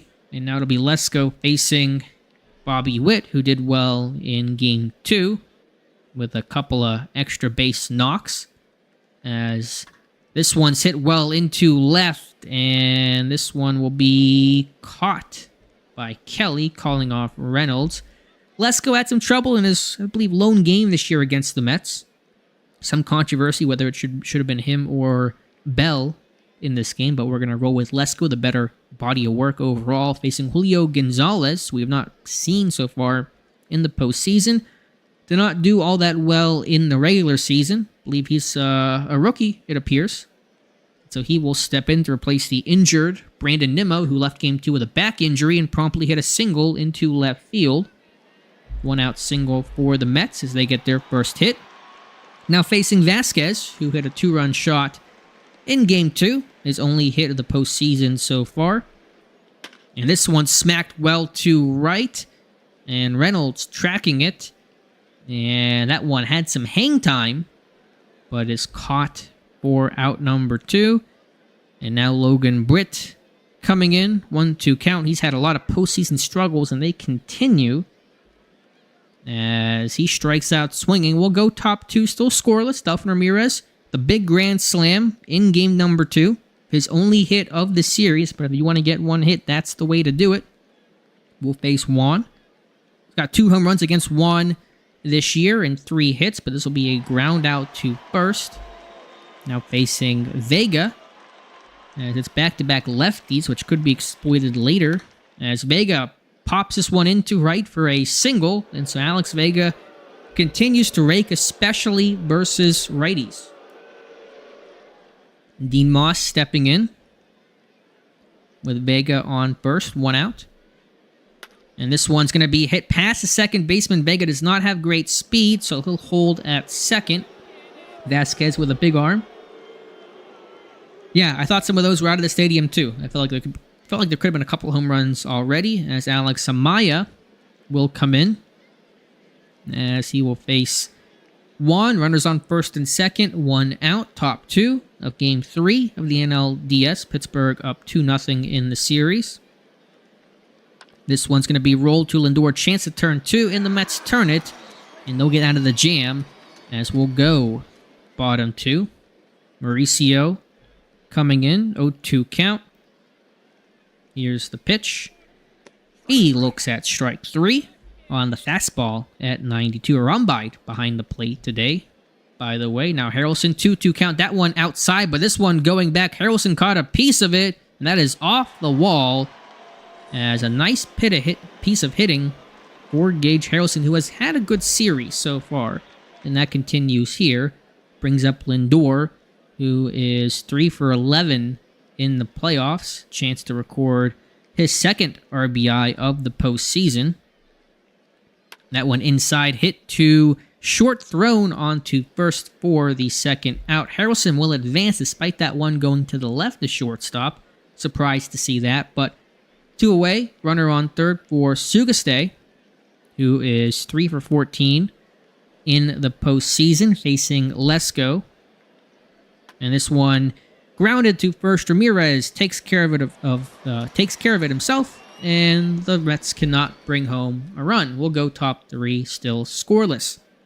It is Arambide stepping in. He's 1 for 2 in the playoffs to face righties. 1-2 count. Arambide strikes out swinging. Maybe Laster should have stayed in here. I do like what he does defensively, but we'll kind of keep going the way we've been going so far. Alex Anaya coming in, that big home run in game number 2. This one given a ride to right, but the right fielder Vasquez right there comes in just a couple of steps, makes the catch for out number 2. And now Morris will come in, 0 for 1 today, facing Juan. This one into the shift, kind of, sort of, right there for the second baseman. And the Pirates go 1, 2, 3. Cronenworth, Witt, and Gonzalez due up here in the bottom half of the third. 0-0 game, 2 hits apiece for both sides. And Cronenworth will make it 3 hits for the Mets as he ropes a single into right field. And now Witt hitting just 176 in the postseason, but has a home run and 2 hits in the previous game. 9-2 win for the Pirates. 0-2 count, and this one's hit well to left, and some of these, it's this wide outfield in Citi Field in the corners, whereas in Pittsburgh, it's kind of more narrow in the corners, especially that left field side. And so some of these really feel like hot shots off the bat. The perspective, a little bit difficult, but it is an out. That's all that matters here. Kelly gloves it. Now Gonzalez, who's got a hit today, coming in. This one hit to second. A chance to turn 2. They can't. They'll get the lead runner. It was Anaya to Amaya.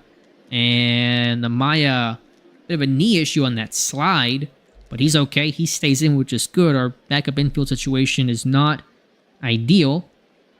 As Vasquez, the home run yesterday, coming in, 2-2 count, hits this one to right. Moss coming in, and he'll make the catch for out number 3.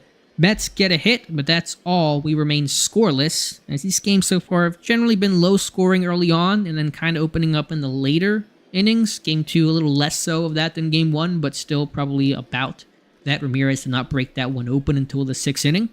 Brian Reynolds stepping in to face Juan. 0-2 count, shift on. This one hit well to right. Again, some good bat speed on it, but Vasquez just has to go back a little bit and makes the catch. A lot of shifts as well. You're not seeing that in the current day, obviously. As Kelly, a full count payoff pitch. This one strikes out swinging on the fastball at 100. Juan hitting triple digits, and that is just why he's that effective and strikes out so many people. I've been nervous too about the fly balls, Vegas. Yeah, everything kind of makes me feel very tense, so to speak. Ramirez stepping in, see if he can give a ride to one of these. As he cannot, he'll strike out swinging, and so a great start for Mets pitcher Jorge Juan, as Lesko will try to match him, as Juan's gone 4 innings of no-run balls. We go bottom 4 to face Britt, Mauricio, and Harrelson. Here's the pitch, and this one is hit into left. Kelly cannot grab it. It'll fall in at his feet, and Logan Britt finally gets a hit. My favorite Dr. Seuss book, Logan Britt gets a hit. It's a leadoff single. Ronnie Mauricio's got a couple of hits in the postseason, 3 of them to be exact. This one's hit into right. Moss coming in, not known for great defense, but that one had serious airtime, and it's out number 1. As Gage Harrelson, again, has done well in the postseason against us so far. 1 for 3 with a walk in Game 1, 2 walks in Game 2, and a stolen base, and that was in Game 1. And has a double today, and so certainly a dangerous batter who did very well in the postseason, or in the regular season, with a 137 WRC plus and 14 home runs. So let's go 1 out, 1 on a 1-0 count, and Harrelson's hot streak continues past the diving Ramirez. Britt will round third, or round second into third, and he'll move into third, sliding, runners on the corners, 1 out. Mets offense looking much better today, trying to get home that run. It'll be up to Francisco Lindor facing Lesko.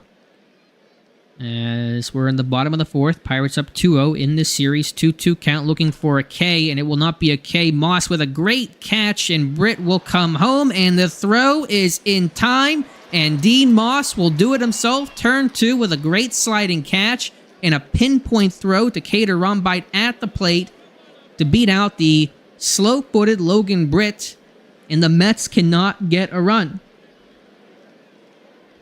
What a moment there for Dean Moss. Again, not known for the arm or the defense, but coming up clutch, coming up large in the postseason. The story that's been said by so many players, the rookie, Julian Williams, Topher Ramirez, and you can add Dean Moss to that. The outfield for Pittsburgh has been fantastic. Alex Vega now stepping in top 5 in this scoreless game. Remember that play by Dean Moss if Pittsburgh can come out on top. As Vega goes down on strikes. And speaking of Moss, who's been pretty quiet in the postseason, has a hit today, but 2 for 9 overall. He's a streaky player, and this one is hit into center, and a nice catch there by Gonzalez. As there's 2 away for Amaya, just 1 hit so far. Better known for his defense, but the bat's been about average, as Hill ran out to his fellow shortstop. Lindor throws on the first, and the Pirates continue to struggle offensively, just 2 hits in this game. Bottom 5, Lesko at 55 pitches. Bullpen looking good overall. Sugastey will hit a single past Amaya, and the Mets have really put guys on the pond. Just can't bring anybody home. And so Cronenworth will step in. Nobody out, as it's a leadoff single for Sugastey. 2-2 count. Hill strikeout swinging on the fastball at just 90 miles per hour. The third K for Dylan Lesko. Bobby Witt stepping in as Gonzalez is on deck. Shift is on to the left, and Witt hits this one into left field. Kelly reading it in his glove for out number 2. And now Julio Gonzalez, 1 for 2 today. Good contact guy, which is what you want, with 2 outs, 2-2 count. And this one's going to be hit, and this one's going to find grass as it loops over the second baseman's head. Can they get the throw in? Runner will slide at third. That's Sugastey, the catcher. And the Mets have runners on the corners with 2 out. And so this is the situation right now, as Pittsburgh getting righties and lefties moving around. Vasquez has got power in that bat. He is 0 for 2 today, just 1 hit in the postseason. That came 2 days ago in out of the park time with a 2-run home run that tied the game at 2 before Pittsburgh scored 7 unanswered to win 9-2 to take a 2-0 series lead. Big spot here. Mets have had plenty of chances today. You have to think at some point they're going to cash in. Lesko facing Vasquez, 2 out, 2 on in this scoreless game. Here's the 2-2 pitch from Lesko, and this one dribbled too short. Amaya has it, low throw. Nice job to field it by Ramirez, and Pittsburgh again dances out of trouble. We'll go bottom 6. And the Dillons have felt just a little ineffective in this game. They've been good. I mean, he's not allowed a run, but he's kind of played with fire. And so you wonder if that's going to be it for him. And if so, who might come in to replace him? And it might be Feliz, I think, maybe in this one, or Beck Way, depending on their lefty splits. Yeah, the Mets do have a lot of lefties in this lineup, which I think certainly makes things more challenging for me. DeGeis is also a pretty solid option, I think, right now. We may get DeGeis warming as well and kind of decide from there. May save Gonzalez a little bit in this one, but we're not trying to save guys. We're just trying to more strategically know when to utilize these guys. So Cade Arambide will come in. Struck out his first at bat against Juan. He's down 2-2 in the count. And he'll strike out again, as that is 6 Ks and 5 1/3 for Juan, who is not allowed a run in the postseason. Struck out 18 in 11 2/3. And so he is their ace, and they need their ace in this do-or-die game number 3. As Alex Anaya stepping in, 3-0 count. Hopefully the red light is on, and it is.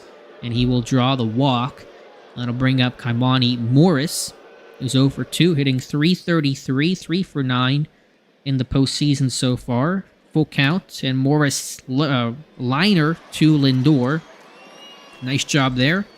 Still a very strong defensive presence is Lindor with his many gold gloves. I don't know exactly how many that he has, but we're not going to investigate that too much right now. Brian Reynolds coming in, 0 for 2 today. And Reynolds against the shift, 2 out, 1 on, 1-2 count, and he'll strike out swinging. And Jorge Juan continues to cruise. He sits at just 76 pitches through 6. Will Lesko stay in? He will check that. Against lefties and righty splits here. Harrelson is certainly a guy to note, somebody to be reckoned with.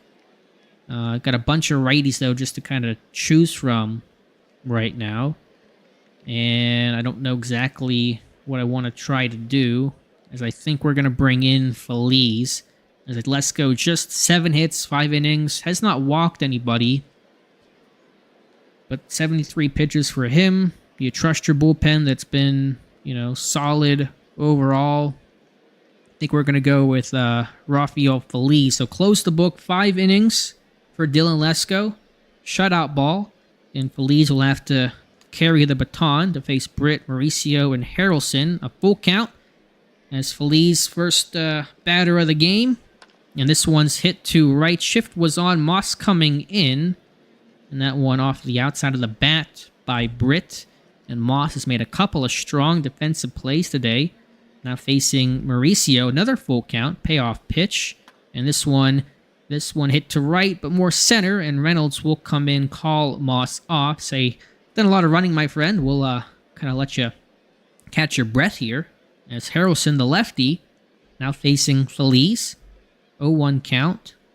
That one's hit opposite way. This one's got a chance to get down. It'll be extra bases as Gage Harrelson's hot streak continues. He'll slide into second with a 2-out double. And yet again, the Mets have runners in scoring position. Harrelson hurt, but he can stay in the game, and that's crucial for them. He's got some decent speed, a stolen base back in Game 1. Now facing Lindor is Feliz.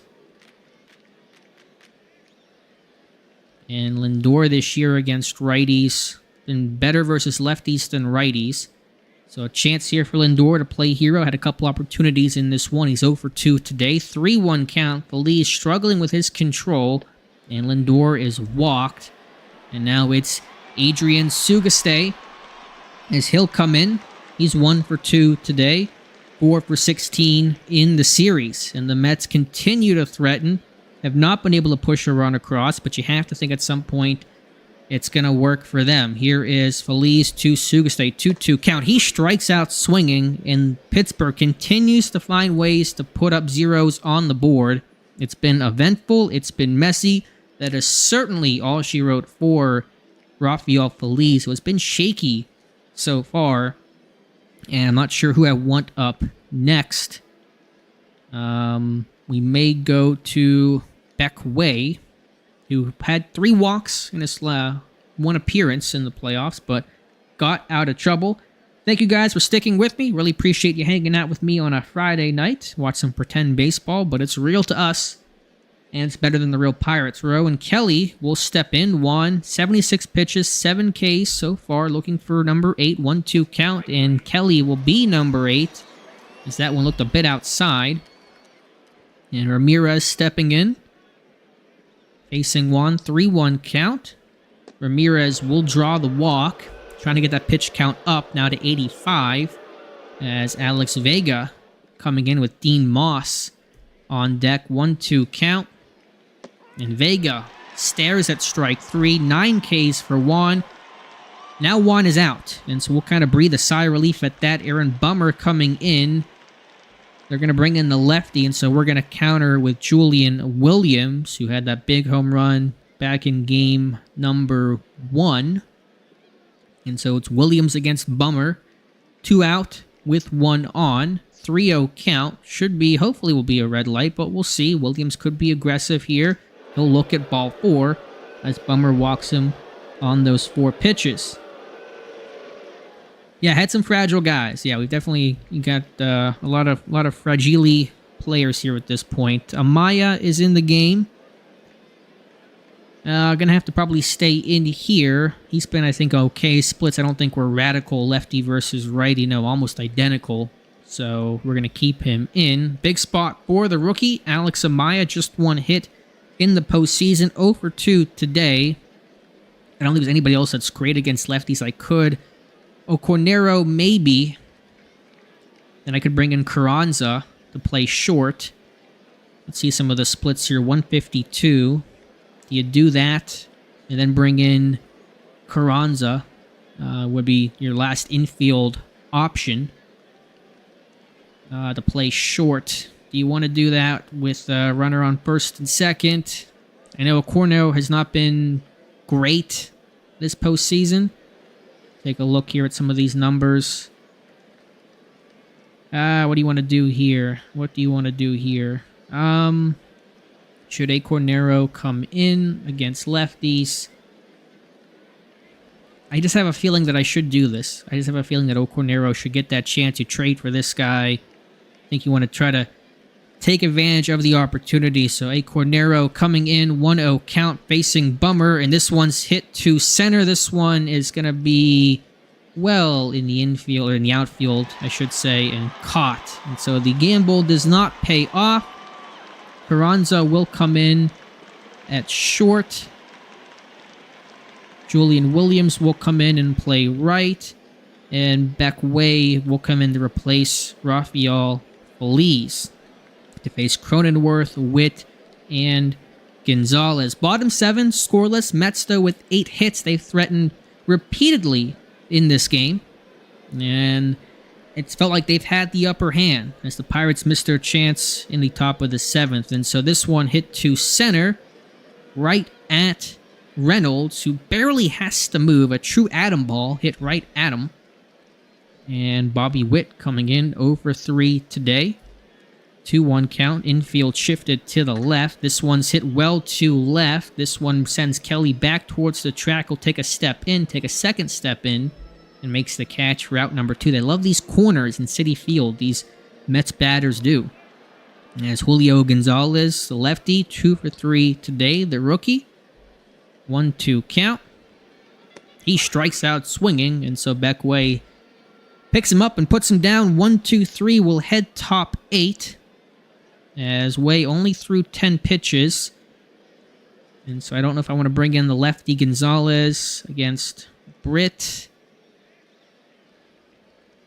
Not entirely sure what I want to do here. I may leave Beck Way in. As it's Silva, who we got to previously. He's going to come in now, the lefty.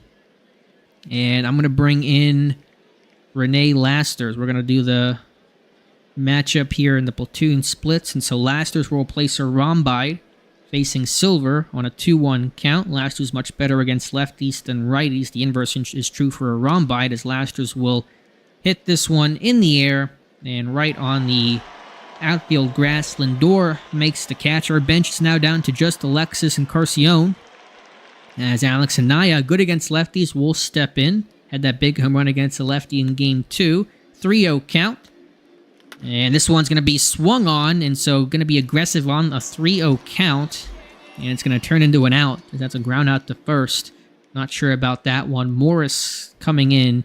Just feel like the Mets are in control of this game. That's just kind of it's just the feeling I'm getting right now. And the numbers obviously kind of suggest that as well. Kamani Morris over 3 today. Will be aggressive, it appears here. Infield shifted over. And Morris hits this one to right. That's going to be a single. Drops in at the feet of the right fielder Vasquez to bring up Brian Reynolds. With 2 out, 1 on, top 8. Pirates just their 3rd hit of the day. The Mets have 8. 2-1 count. Reynolds will get that past diving third baseman. Morris is going to dig and hold at second despite the 2 outs. Hit into left. Not going to push it with 30 speed and 2 outs. And so Rowan Kelly coming in. And now you kind of wonder, should I have pinch hit for a Cornero earlier? And Kelly may have to stay in here. I don't know if I want to burn my last bench guy. And Carcione has been better against lefties than righties. Do you want a chance running out of bench pieces? Somebody gets hurt, whatever the case is. But Kelly has been miserable against lefties this year, just a 150 average. In the playoffs, I think you got to risk it. You got to risk it, the here and now. And so Carcione will come in to pinch hit for Kelly. And that is our last batter of the game. The bench has been depleted. 2 outs, 2 on, 0-2 count. And it's a strike 3, and Carcione cannot do that one. That felt like a ball, though. And we're going to go bottom 8 as Pittsburgh has used their entire Rolodex of bench players right now. Beckway's going to stay in with some relievers ready. So he will face Vasquez. 3-1 count. Control the issue for Way in the first game, and he will issue a leadoff walk. And you really feel like the Mets are right on the doorstep, as Way will face Logan Britt, bottom 8 Full count, payoff pitch. This one hit to third, a chance to turn 2, and the Pirates turn 2. 5-4-3, Morris to Anaya to Ramirez. And that'll bring up Mauricio in the game. And we're going to go ahead and bring in our lefty as well, Gonzalez, especially with Harrelson up next. And so Victor Gonzalez will make his second appearance of the postseason, acquired from Miami earlier this year. Mauricio facing Gonzalez. Here's the pitch, the look into Lasters, and this one's hit well to left. This one's going back, and this one is gone. Ronnie Mauricio, a solo shot in the bottom of the 8th off our lefty. It felt like a good matchup. Mauricio says, to heck with the matchups, the analytics, the numbers. Let me go yard on the first pitch he sees, and that is a big moment there for New York as they can close things out in the top of the 9th. Now Gonzalez facing Harrelson, and this one's going to be popped up in the foul territory. Don't see many foul outs in this game, and it'll be caught by Lasters. But the Mets get one. That's all they needed. They're going to try to close this one out. And again, our bench is empty, and so it's do or die. Silva will remain in to face Ramirez, Vega, and Julian Williams. And so Silva trying to net the save here. He has had some adventures in the postseason so far. We have gotten to him. Ramirez, though, will try to do that to start 1-2 count, and he will strike out swinging. And now Alex Vega coming in. 0-1 count. Here we go. Vega grounds to second. The throw on to first, and quickly 2 away. And now it's Julian Williams. Can he play hero again? He's certainly much better against lefties than righties. Carranza on deck, not one of our best hitters. And here we go, 2 outs, bases empty. The Pirates down a run, 1-2 count. And Williams looks at strike 3. The Mets take game 3. Pirates to lead the series 2-1. And so it's Ronnie Mauricio, the solo shot on the first pitch he saw in the bottom of the 8th inning. Gives the Mets all they need, a 1-run lead, a 1-run win. Mets 1 run, 9 hits, no errors. Pirates, no runs. They're shut out, 4 hits, and no errors. Pirates struck out 12 times. No one with a multi-hit game. Harrelson, very good for them, 3 for 4, but it was Mauricio who finally got the job done. But Jorge Juan, excellent, 6 2/3, allowed just 2 hits. Walked 2, struck out 9. Bummer, got an out, and Silva, I should say, got the win. Lesko struggled, labored at times, but did not allow a run, so you have to be happy about that overall. 5 innings, 7 hits, 3 Ks. Feliz, Beckway did their thing, and then Gonzalez. I had a good matchup there. I really can't be too mad about how that turned out. And the Mets make this a series, 2-1 now. And so, now we're going to head out to game number 4. So we'll go ahead and sim this one, as it's never easy in the postseason, so could not close this one out. Seems like some of these games have, these series, I should say, have wrapped up. The Astros topping the Mariners 3-1. KC over Toronto 3-1. Colorado is now going up 2-1 in the series over Milwaukee. They won in 10 innings on a Nick Dial run-scoring single, and Kling, their great hitter, had a 2-run home run off Class A. Class A. So, all right, here we go. As Christopher Cruz not ready yet, we'll be ready for a potential elimination game number 5. Joaquin Bell will come in. Has not pitched in a while, so he'll be the guy in this one facing the righty, I believe. Yeah, righty Ryan Pepiot, who had a 3.84 ERA this year. What I want to do here for my righty matchups is Vegas stay in. We're going to let Equinero come in. Might be a bit of a risk here, but I want to give him a look. Vega's not been fantastic so far. And other than that, the lineup looks, I think, we're going to have Reynolds hit second. And Equinero, I think, hit 5th in this one. And everything else looks okay. I think I might go Lasters, though, behind the plate. I'm going to go with Lasters over Arambide in this one. I just like the defensive prowess of Lasters a bit more, and he's also been pretty good with the bat. Bullpen standpoint, Beckway, And Feli's a little bit tired, but they could be available if need be. Gonzalez is at 96% after throwing just the 3 pitches, and I'm sure he wants to get out there to try to get some redemption. But take a look at the lineup for New York. It looks exactly the same, and so we'll head out to Citi Field as the Pirates lead the NLDS 2-1 in game number 4. All right, big game here. Pittsburgh took the first 2. The Mets taking game number 3. They say it's never a series until the home team loses. Of course, had the home team lost yesterday, the series would be over. But we play on to game number 4. Kaimani Morris facing Pepio, however you say it here, to start. First pitch, Pepio coming in. Sub-4 ERA in the regular season. Morris hits this one to left. This one going back, and this one's gone. Light the candle. Leadoff home run for Kaimani Morris, 367.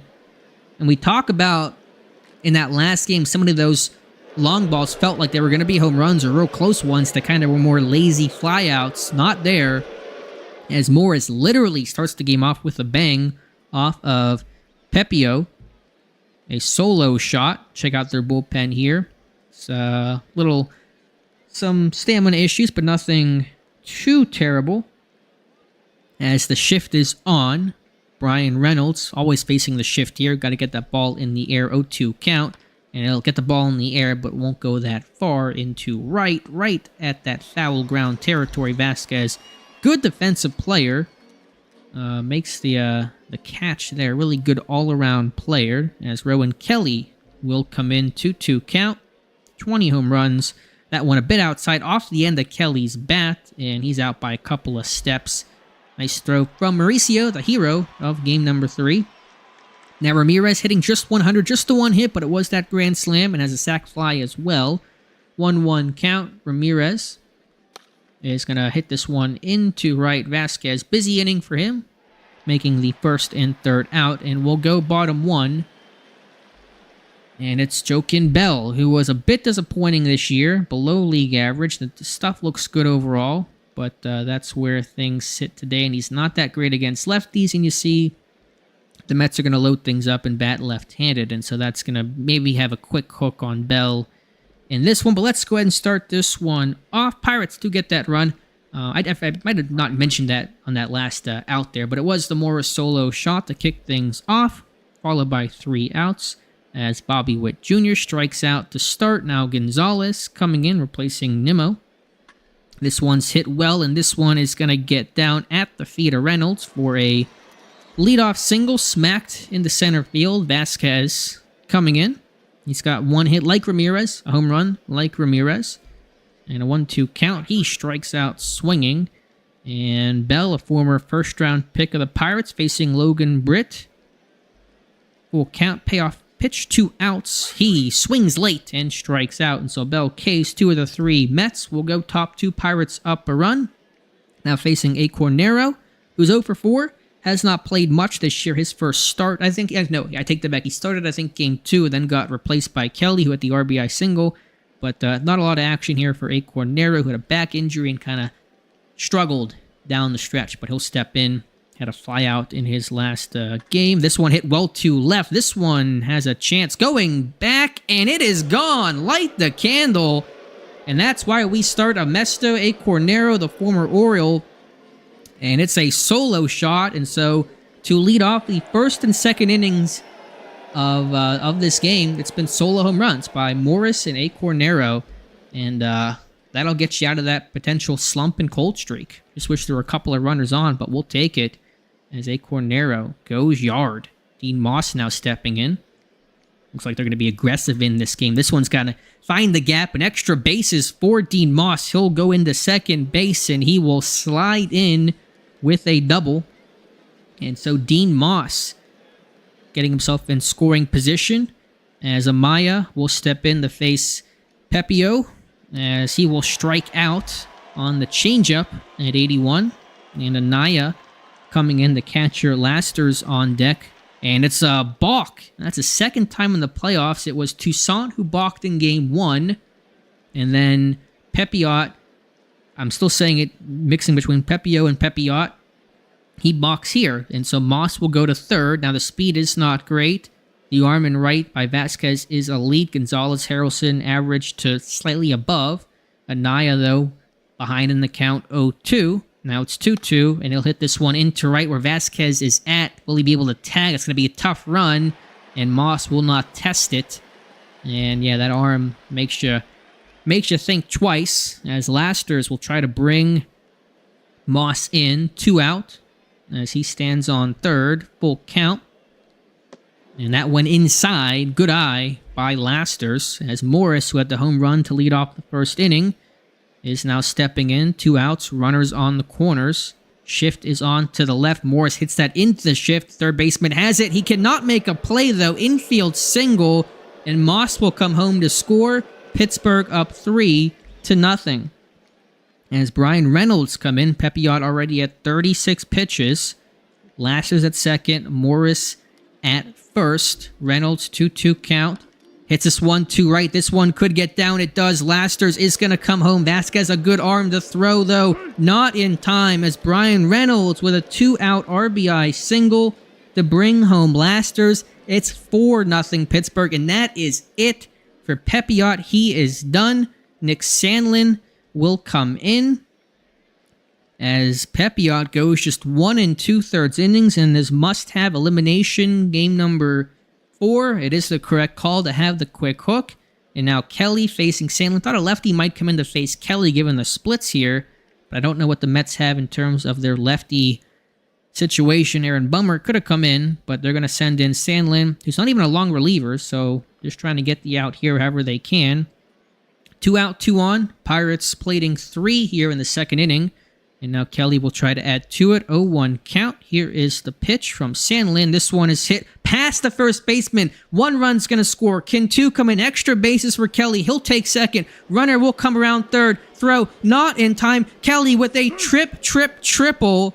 A 2-out triple for Rowan Kelly. It's 6-0 Pittsburgh. Rowan Kelly against righties, man. He's a dangerous man against those right-handed bats. And Delfin Ramirez will come in now, try to bring him home. A 5-run second inning. Ramirez will look to add to it. That's got a chance to get down, and it will make it 7-0. Delfin Ramirez, his second hit of the postseason. It's an RBI single, and Pittsburgh will continue. They've now batted around. Amesto Cornero led off the inning with a solo shot to left. He's back up, 2 outs and a runner on. 0-2 count, and he'll look at strike 3. But Pittsburgh bats around, adds 6 runs. They go up 7-0, bottom 2.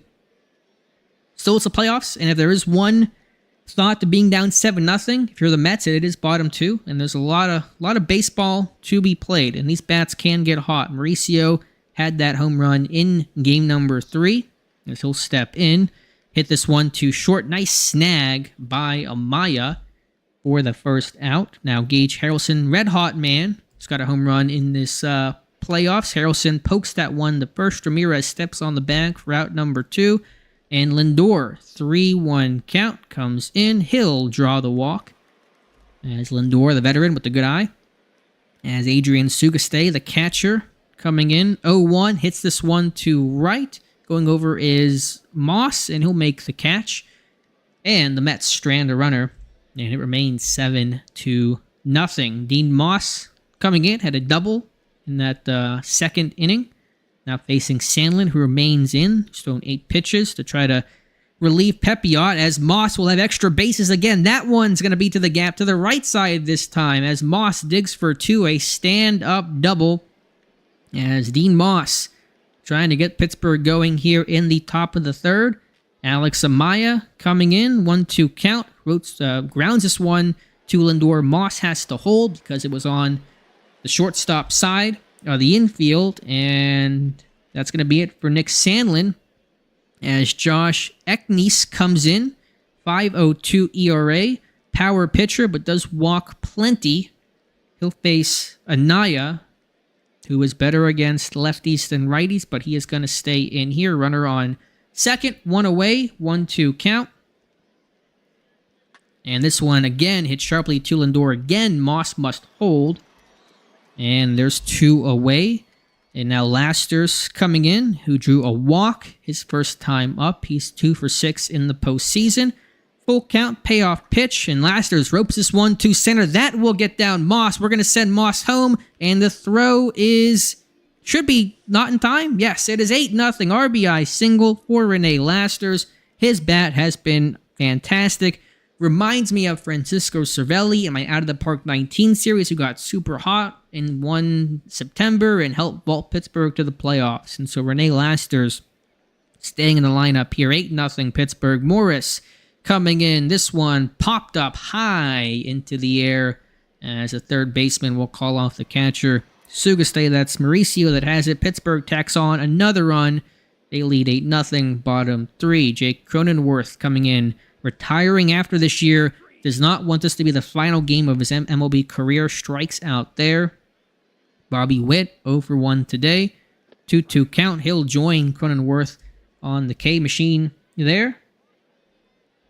As Pittsburgh up 2-1 in this best-of-5 NLDS, Julio Gonzalez will strike out swinging, and so 3 swinging strikeouts for Bell will go top 4, still 8-0. Brian Reynolds, payoff pitch, floats this one to center, and it's caught by Gonzalez for out number 1. Now Kelly coming in, full count again. He strikes out on the fastball at 99. And now Ramirez has got a single today. And he's got more than that. That one going back at the wall. You can light the candle. Delvin Ramirez to left field. 394. Pittsburgh 9. New York nothing. The home runs continue for Pittsburgh. And now Acorn Nero's got a home run in this game. With 2 outs, will come in. Another full count. That one inside. He'll draw the walk. And Eknes staying in, despite being at 36 pitches. Dean Moss with 2 doubles today. 1 to left center, 1 to right center. 0-1 count. Moss up the middle. Oh, what a diving play by Lindor. As he will rob Moss of his 3rd hit. But the Pirates tack on a run. It is the Ramirez home run. And we'll go bottom 4. Pittsburgh 9, New York nothing. Vasquez coming in to face Bell. That's smacked well to left. And Kelly going back. He's got it. What a catch by Rowan Kelly.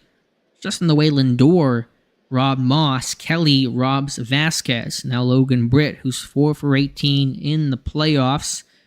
And hits this one softly as Moss racing in. And catches that one in shallow, basically call that shallow center. As Mauricio stepping in, full count. He strikes out swinging.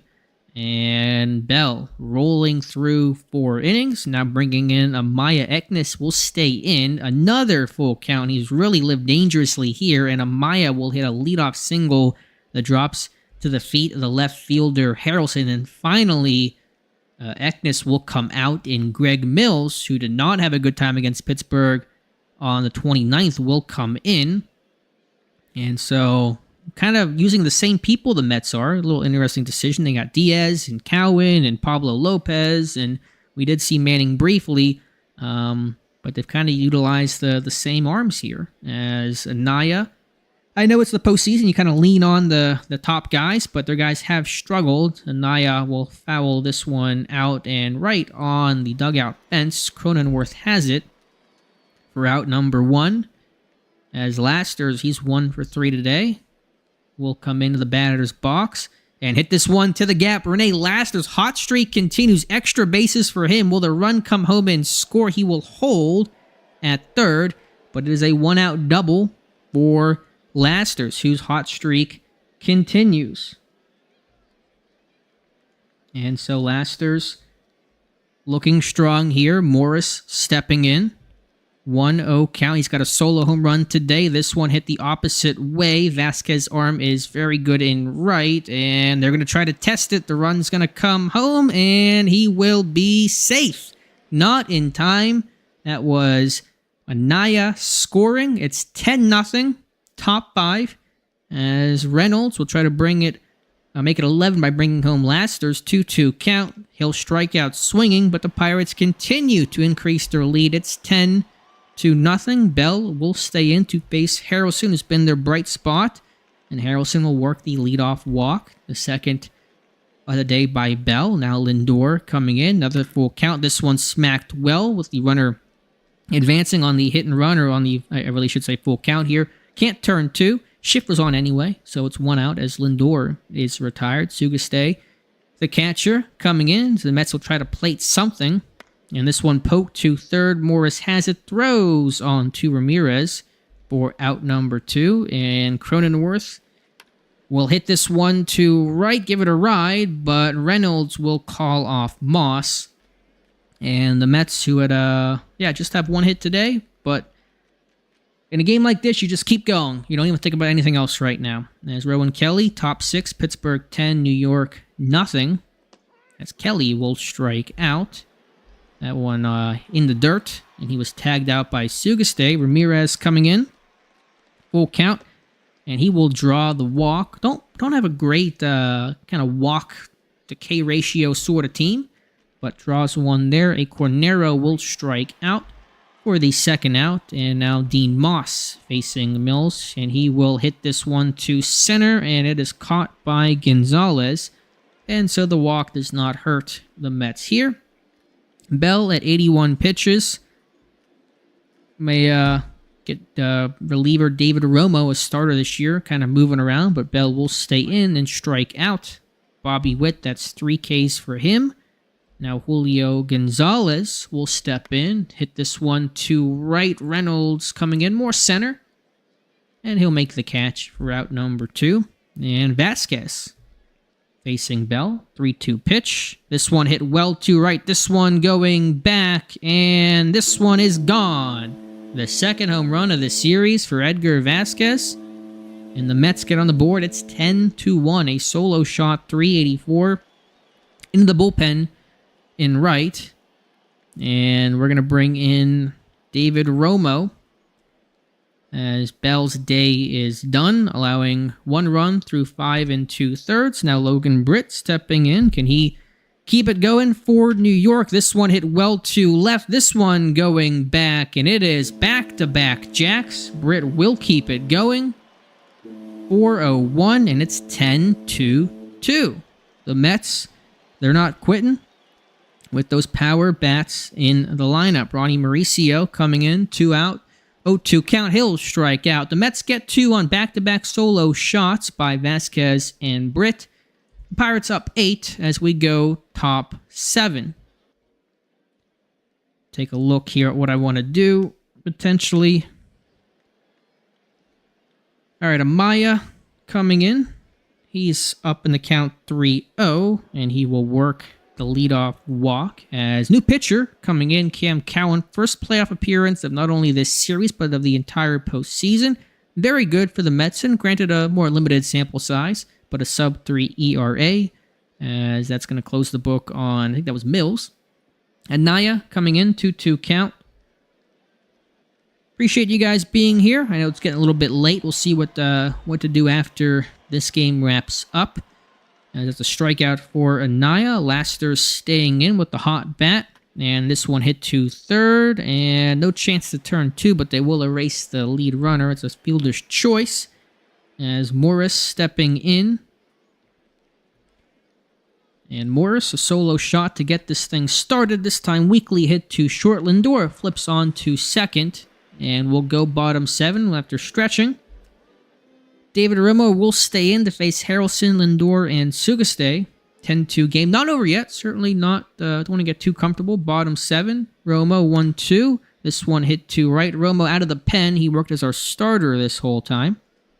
And so there's a little bit of a different feel to the game. And maybe that's why you saw some jitters after giving up that home run to Britt. Lindor. How much more does he have left in his MLB career? Shows that eye. Second walk he's drawn today. As the bullpen will get moving around Brett DeGeis. This one hit to second. Chance to turn 2. And Pittsburgh will, as they'll turn it from Anaya to Amaya to Ramirez. And it is still 10-2. As Reynolds coming in. 1-0 count. Reynolds hits this one to first for out number 1 as Cronenworth soaking this one in. What's his contract like? He's a free agent after this year. Still playing well. We'll see what happens with him. Kelly, 2-0 count. This one hit, and this one will get down for a leadoff single that drops at Gonzalez's feet. And Stelfin Ramirez coming in, 2-0 count. This one hit hard into the left field corner. Extra bases again as Kelly will round third. Will he come home? He will, and he is safe. An RBI double for Delfin Ramirez. It's 11-2 to bring up Acorn Narrow. 1-2 count. He strikes out swinging. His third K, but has the solo home run today. And Dean Moss will probably going to sub out Dean Moss here. Get some guys who have not gotten much playing time and opportunity. Alexis Encarnacion will come in. He's going to be defensive sub anyway. He'll come in. He struck out, I believe, once in the postseason and strikes out there. And so Pittsburgh adds 1, but it's 11-2. And so Encarnacion will come in and play right. And we're going to bring in Brett DeGeis here in the bottom of the 8th inning to face Cronenworth, Witt, and Gonzalez. 3-1 count. Pirates 11, New York 2. This one hit to first. Ramirez does it himself for out number 1. Now it's Bobby Witt. 0-2 count. His struggles continue today. He strikes out swinging. Now Julio Gonzalez. This one's hit well. Kelly going back towards the track. It's going to stay in the yard. He'll make the catch right at the edge of the track. It's 1-2-3. Pirates still up 11-2. Amaya coming in. Shortstop. He'll stay in. 2-1 count. This one floated to center. Gonzalez charging in. And he has it for out number 1. We're going to pinch hit here. Bring in Carranza. Let him get into an AB. First AB of the postseason, I believe, of his career. Was a defensive sub in, I believe, the last game, which was a win for the Mets. 1-0. Carranza hits this one well to center, but right at Gonzalez for out number 1. And Rene Laster staying in behind the dish. 3-2 count. And he strikes out looking. Got to get every kid in at bat. Hey, we're just, you never know when a guy might need an opportunity. And so you want to get these guys the chance, you know? I guess we'll leave the Geis in to face Vasquez, Britt, and Mauricio. Mets down to their final 3 outs. 3-1 count. And Vasquez hits this one the opposite way against the shift for a leadoff single. It'll bring in Logan Britt, as we're going to get Gonzalez warm. And Britt hits this one to third. Morris, nice throw to first. Vasquez takes second, but it's almost defensive indifference in a sense. Obviously, it's not the actual definition, but get the outs, all that really matters right now. Mauricio coming in has been certainly a good bat for them. The average may not support it, but he's done well. And hits this one into right. Encarnacion replacing Moss has it, and Vasquez will hold. Of course, no reason for him to think about trying to move up here. Mets down to their final out. Runner on second. Pirates up 11-2 in this Game 4 of the NLDS. Pirates win, they advance. Mets lose, they go home. That's how it works. Harrelson, who's been very good, hitting .312 in the playoffs, a .500 on-base percentage, and .1125 OPS. Here's the pitch from DeGeis. This one hit to center. Reynolds has it. Looks it in and makes the catch, and the Pittsburgh Pirates have won the NLDS in 4 games, taking the series 3-1 in a convincing fashion in Game 4, 11-2. And how about these Pittsburgh Pirates? 11 runs, 14 hits, no errors. The Mets, 2 runs, 4 hits, and no errors. A 6-run second inning really broke this one open, and it was Rowan Kelly named the series MVP. 4 RBIs, 4 runs scored, hit .462. Morris, from the first batter of the game, the Pirates led and never looked back. A colorful box score here, as you guys can tell. And Bell pitched well. That's fun to say. 5 2/3, 1 earned, 2 walks, 8 Ks.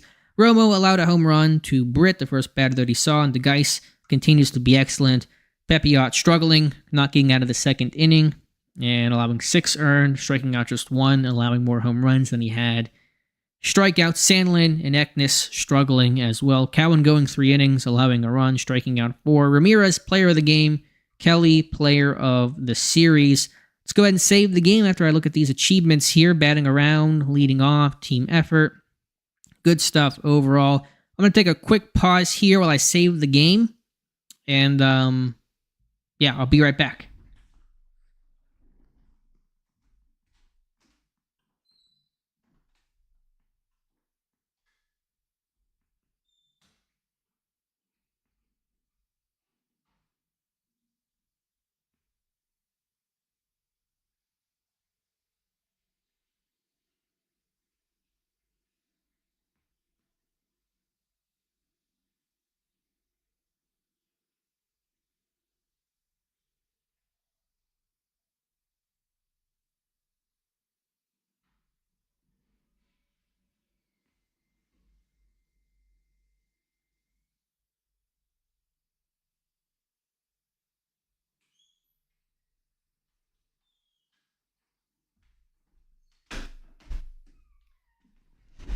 All right, we are back. And actually, I wanted to back up my game, not just save it. So, back up current game. Thank you guys for being here. Quick break to, yeah, that's what I was doing. You caught me. Oh man, in the words of Plankton from SpongeBob SquarePants, I didn't think I would get this far. And so, we'll see who we're facing, whether it's the Rockies or Milwaukee. Actually, I think it is Colorado because it was 2-1. No, it's a best of 5, so I shouldn't assume that my math is incorrect. The Rockies had the advantage, of course, but I don't know who actually won. We'll check that as soon as the backup file completes. And should I keep playing? What do you guys think? I got 5 people here in the chat, which for Out of the Park is pretty good for a Friday at 10 o'clock. How are the real Pirates doing? How's Ohtani doing against Pittsburgh right now? I'd be curious to know. I want to at least kind of get this NLCS going. It is a best of 7. I always got to start these streams a little bit earlier because they do take quite some time. I've been streaming for almost 3 hours right now. Can you export the stats of Out of the Park into a Flash, into a flat file like Excel? It would be fun to plug that into Power BI and try to delve into some analytics. I'm not sure. You might be able to. I've never messed around with that, so I don't know for sure what the exporting process, if you can do those kinds of things. You might. I just had never really thought about it, but it is an interesting thought there. So the backup takes a while, because I haven't done that in a while. 0-0 last you saw. Okay, thank you, C. Bizzle. Appreciate that, and thank you for being here. Same with Tyler and Vegas, and anybody else who maybe just be lurking, which is totally fine. Appreciate just as long as I'm talking to myself, then it's like, then I'm okay. Just kind of take a quick second here. All right, let's see what we got. We should know right away who we're facing. And no, we don't. It's 2-2. It's Colorado. Milwaukee will play the elimination game for both sides. And so Milwaukee, I'd almost rather face Colorado. Milwaukee just is a very, very scary team. Their pitching is not great, though, but their bats are... It only says tied 9th for runs scored, but they have a lot of injuries, though. But anyway, they beat Colorado 5-4 in a must-win game there. Bottom 6, Tony Tovar should have been a Pirate. That's what I'm mad about, why I don't want to face him. And the Altoona Curve won a title. All right. It says round 1, but the Curve have won another championship, so kudos to the Curve. Let's see who the MVP of this game was. It was not on our side. It was the other side for some reason. Trey Duffield threw a no-hitter at one point this year. I think somewhere in here. Yeah, that was against Erie. 9 innings, struck out 13. He blew out his arm, and so good for him on that.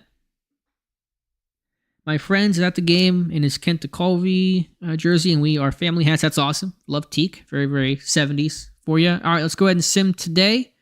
Figure out who we're facing, at least play game 1. I'm not sure if I'm going to go the whole series. I wasn't planning on doing, multiple days of streaming, but we'll see. We will wait and see.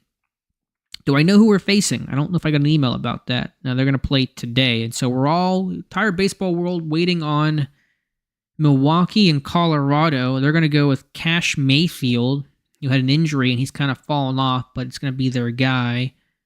And we'll see who Colorado has. It's going to be Dave Nicholas, their ace for sure, who's like Jorge Juan, but probably even better. So let's see who we're facing. We have a chance to rest, though, which is a very good thing. The team we'll be facing will not have as much of an opportunity. And so the Pittsburgh Pirates, once we initialize and give it a second, we'll see who we're facing. It's the Pirates to the playoffs for the first time since 2027, won their first playoff series since I don't even know when. It has been a long time. We've never done it before. So happy about that. These plucky Pirates with the injuries and uncertainty, finding ways to win and overcome. And okay, they have not played yet. Can they get this game going? It is finally going to be today. I thought it was going to be yesterday. They get a day off in there. They shouldn't get a day off. But that's fine, and the Pirates will be playing. I really teased this well. We're going to do at least game one.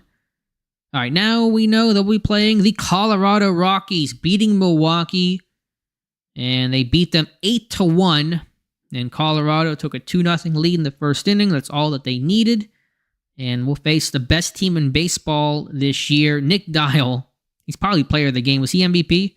Who was MVP? Nick Dial, the former Pirate, who we traded over this year, has an all-star year. Just such an out-of-the-park kind of thing to do. And he just looks like a long-term deal. He's signed through 2036. So, is that going to come back to bite us? And Drew Romo, their fantastic catcher. Nicholas was awesome. He will not be available in this game, though, which is good. And Tony Brown is a starter who pitched in this game. I guess they obviously needed the win. They just kind of went with their best guys. But that will be one wrinkle in this game. So Nick Dial, the former Pirate, we got back. Not much in return. We got back an interesting pitcher in Orlando Ortiz. I like kind of these interesting multi-pitch pitchers. And Mike Jones. Mike Jones. Got him back. No game today. Colorado will get 1 day of rest. And then we'll look at the playoff bracket and get you out there. We're at Colorado, so it's always tricky to be at Colorado right now. Yeah, it's going to be a tough place to play. Take a quick look at the Rockies. We'll do the playoff tree. It's Houston versus KC. Pittsburgh versus Colorado. They were first in every conceivable offensive category, and their pitching staff was good, and defensively they were, at least average. It's not appear their injuries are...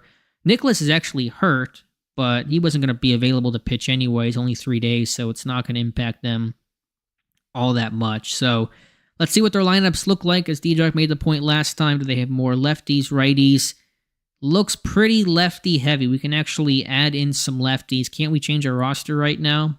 I don't have a lot of lefties on this team. We do have Brandon Clark, and so that is one name to consider. Romo may get left off. I think we're going to leave Romo off the postseason roster. It probably wouldn't use him much anyway, and we're going to bring in Brandon Clark and hope for the best. And so let's try to remove Romo and then bring up Brandon Clark to bring in a second lefty.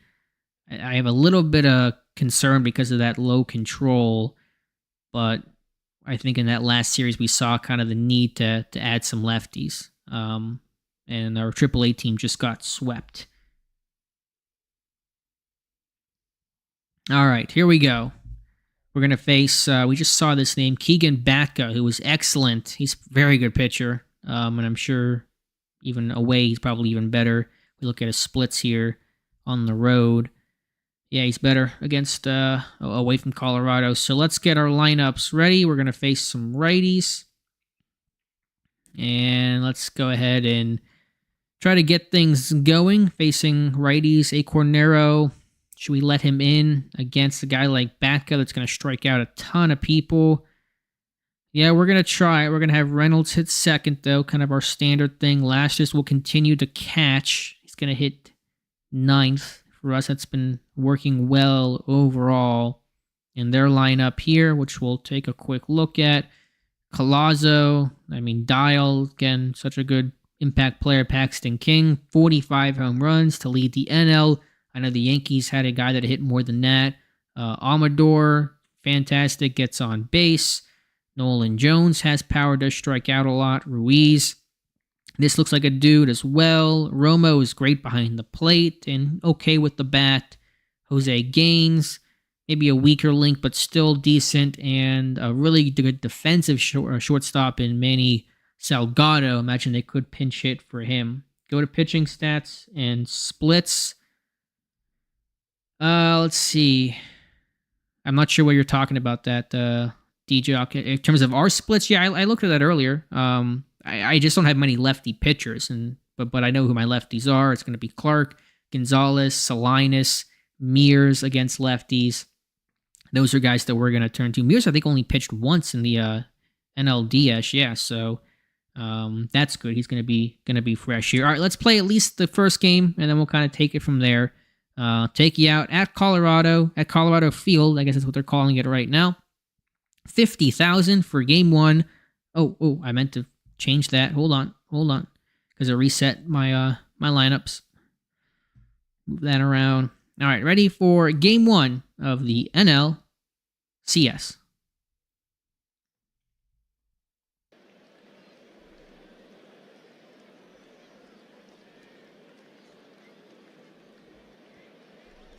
In his last game, Kaimani Morris went yard. This is a park to do it in, but no team hits the long ball like the Colorado Rockies. They won, I think it was 105 games this year.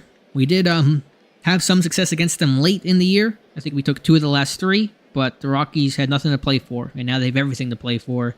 As the winner of this series will face the Royals or the Astros in the 2032 World Series. Can the Pirates do it? They are the underdogs, but we're comfortable in that spot. So Kaimani Morris leading things off against, I think it's Batka, Keegan Batka. Some of their top pitchers are unavailable, but they still got a lot of good guys here in Batka. As Morris hits this one to left. This one going back, and you can light the candle. Kaimani Morris, the leadoff king. Wow. 430. Kaimani Morris. He is feeling it. Back-to-back games with leadoff home runs in the clincher against the Mets, and then to start off today against Colorado. If you win, play game 2. If not, then stop for tonight. It's probably a fair approach. Brian Reynolds now stepping in. Full count. Try to get to this pitcher early. And Reynolds hits this one to center, and that's going to be off the top of the wall, I guess. It looked like that was going to be out as Reynolds has a leadoff double. And just like that, the Pirates getting on top of things, as that was over Gaines's head. And Batka struggling here early. Bullpen looks good for them, and certainly for us. As Rowan Kelly now coming in, the MVP of the NLDS. 0-2 count, he falls behind. He strikes out and could not check his swing. And now Ramirez with 2 home runs against the Mets, including a grand slam early in the series, facing Batka. Another 2-2 count. He strikes out swinging, and so Batka trying to settle in. Now a Cornero, just 1 home run, or 1 hit that was a home run in that first series. He's going to come in, though. Full count, payoff pitch. Reynolds at second, and a Cornero strikes out swinging. So after the Morris leadoff home run, the Reynolds double, it's 3 Ks, but Pittsburgh up 1-0 to start the series. Christopher Cruz, the ace, coming in, but it's a tough task against this Rockies lineup, as this one's hit to short in the hole, thrown and fielded by Amaya to Ramirez for out number 1. Ex-Pirate Nick Dial hitting .429 with a home run in the playoffs. He was named MVP of that NLDS that went to 5 against Milwaukee. Here's the 2-1, and Dial putting down a bunt, and Cruz will make the catch. Nice job by Cruz. Dial trying to surprise with a bunt. He's got some speed, but with the way he's swinging the bat, you wouldn't think he would be looking to bunt. Paxton Kling with 45 home runs in the regular season, 2 in the postseason. 2-2 count. The pitch from Cruz hit well to center. Reynolds tracking over to his right, over his head, and so Kling will have extra bases, and they're going to call that a double. Thought it might gotten over the wall. It's going to be just a playable double, I guess you could call it. Now Cruz facing Amador as the Rockies threatening, 2 outs, 1 on after the double. 1-0 Pittsburgh, 1-2 count. And Amador is going to hit that one in the left. It's going to get down, and Kling will hold. Surprised by that with 2 outs. Kling has 60 speed. Kelly does not have a good arm. And now Nolan Jones will have to try to drive Kling in. 3-1 count. Cruz will lose him and walk him. And Christopher Cruz struggling here after getting an out from the first bat of the first pitch. Ruiz coming in. He does not have a hit or an appearance in the playoffs. He hit .204 in the regular season. Bases loaded, 2 outs.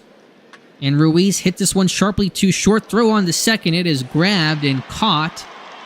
And Cruz dancing out of trouble. 1-0 Pittsburgh. Headed top 2. But you can see Colorado with 2 outs. It was all quiet until it wasn't. Dean Moss stepping in.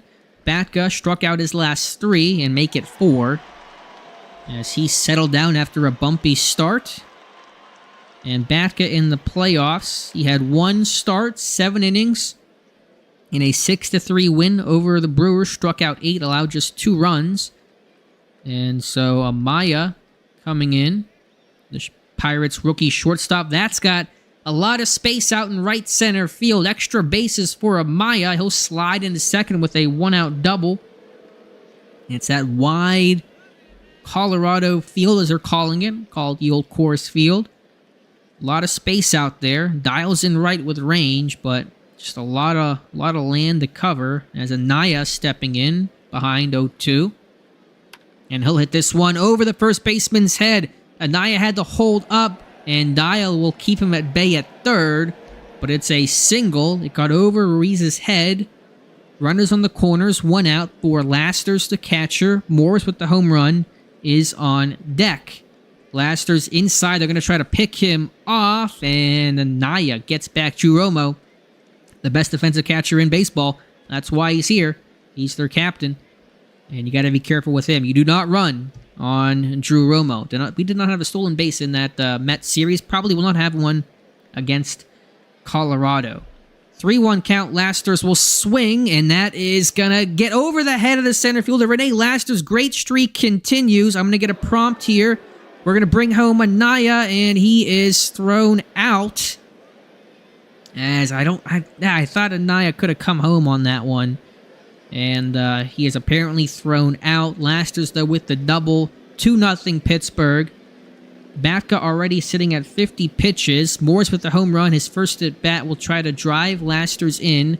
1-2 count. That one poked to third and thrown, and Morris is retired. Pittsburgh plates a second. But that's it. Could have been more. Still 2-0.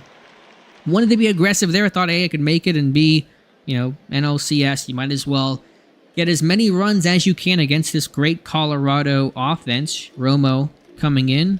As Cruz, bumpy first inning. He will strike out Romo, though. And now Jose Gaines, the lefty, coming in. 1-1 count. He's got 5 home runs in the regular season, trying to make it 6. This one going back, and this one is gone. And Jose Gaines, there is that 6th home run. Not sure if he hit one in the postseason against Milwaukee, but it's 2-1. And now Salgado, the light-hitting shortstop, but hit .421 against Milwaukee, so don't call him light-hitting. Those are not light-hitting numbers, as Cruz will look into Lasters. And this one hit back up the middle for a 1-out single. And so Colorado, their offense is going to bring it the entire time. We're going to need a lot of runs in this series. Collazo, the DH, who grounded out to short his first at bat, falls behind 1-2. This one hit to center. Reynolds going back towards the track, makes the catch. Salgado will hold at first. There's 2 away. Pittsburgh 2, Colorado 1, bottom 2. Runner on first with 2 away for Nick Dial. 0-2 count. And this one hit in the hole and past the second baseman. Nick Dial will have a single that will get the runner over to third. And so Dial realizing bunting, not a good option, although you would not do that with 2 outs. Now facing Kling, who's 1 for 1. Hedges Romo, yeah, I'm with you, but Romo's a good one. Kling trying to tie this one up. 2-2. Can Cruz get a punch out? And he cannot. This one floated, though. Kelly coming in and makes the catch. And so already 5 hits for Colorado, just 1 run. The Pirates still have 5 hits with 2 runs. Will go top 3. But you feel nervous because I feel like this Colorado offense can score 20 runs in a game. It just feels like there's no slowing down. Batka, 54 pitches. He'll face Reynolds. And I think Pittsburgh definitely the underdog. Reynolds going back. This one is over the wall. You can light the candle. Brian Reynolds. The wind knocking it out and keeping it fair. 364. It's 3-1 Pittsburgh. Brian Reynolds coming back to the Pirates. Oh man, he's never going to have to buy a beer in Pittsburgh again. As Rowan Kelly stepping in. 429 in that first series against the Mets. Really probably better than that because he's 0 for 1 today. Kelly stepping in, 2-2 count. And he'll strike out for the second time in as many at-bats. Ramirez coming in. A couple of long balls against the Mets. This will be a line drive through the middle of the infield in the center at Kling's feet. Or Gaines's feet, I should say. A 1-out single for Delfin Ramirez. Amesto A. Cornero coming in, looking for that long ball. That's why he's here. Acquired right before the deadline from Baltimore. And this one, a snap throw again. And you're going to see that quite a bit from Romo. Runners really have to be on it. Pirates up 2-0 mid-4. All right, against Ohtani, against this Angels team. Nice. 2-2. And a Cornero will pop up in foul territory. And it's out number 2. That was caught by Ruiz. And now Moss coming in. 2-1 count smacked. And that one's going to drop at Gaines's feet. And the runner will hold at second. That's Ramirez. Despite the 2 outs without the great speed, Gaines already throwing out. Anaya not going to run here. Not going to make that 3rd out at 3rd. Choi and Davis homered. Nice. G-Man Choi and Henry Davis. Alex Amaya. Runners in scoring position, 3-1 top 3, 2-1 count. That one is going to be dribbled to first, and the Pirates will strand 2. As the Brian Reynolds home run puts Pittsburgh back up 2. But Colorado a chance to do more damage. Amador, 1 for 1 today. Cruz getting ahead in a lot of these counts, but can't get these guys to strike out, though that's a ground out. Anaya, nice defensive play. To Ramirez.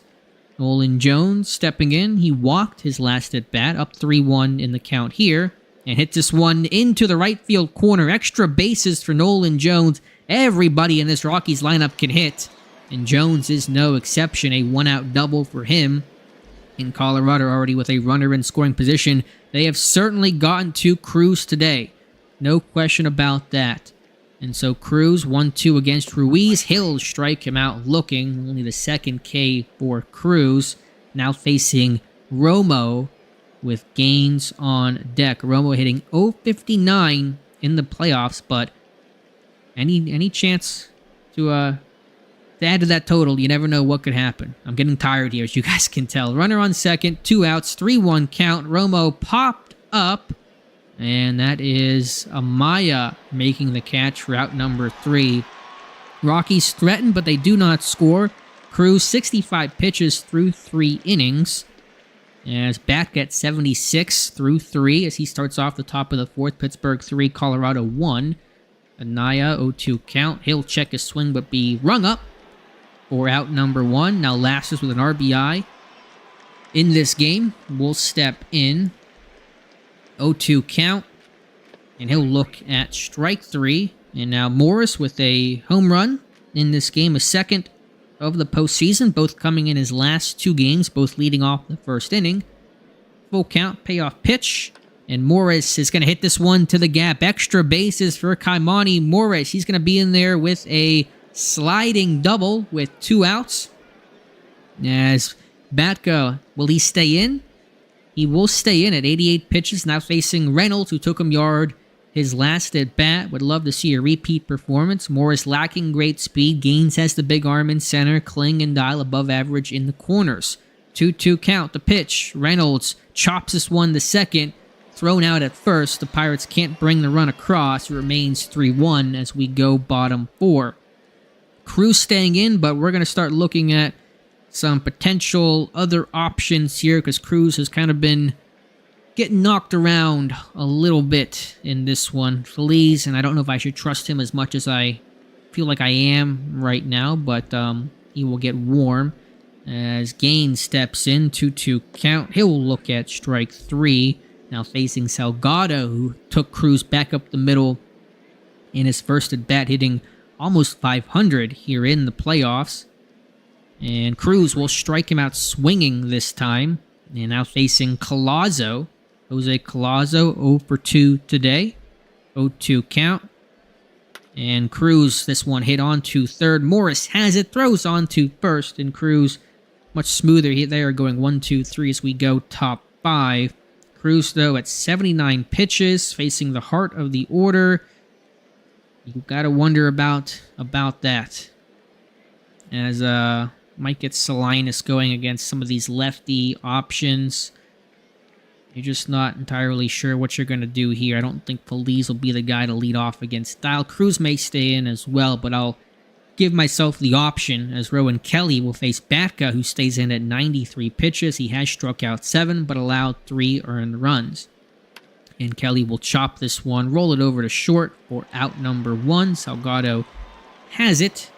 And Batka staying in, just 2 pitches needed there. 1-2-2 Ramirez. That one inside and strikes him out. 8 Ks for Batka.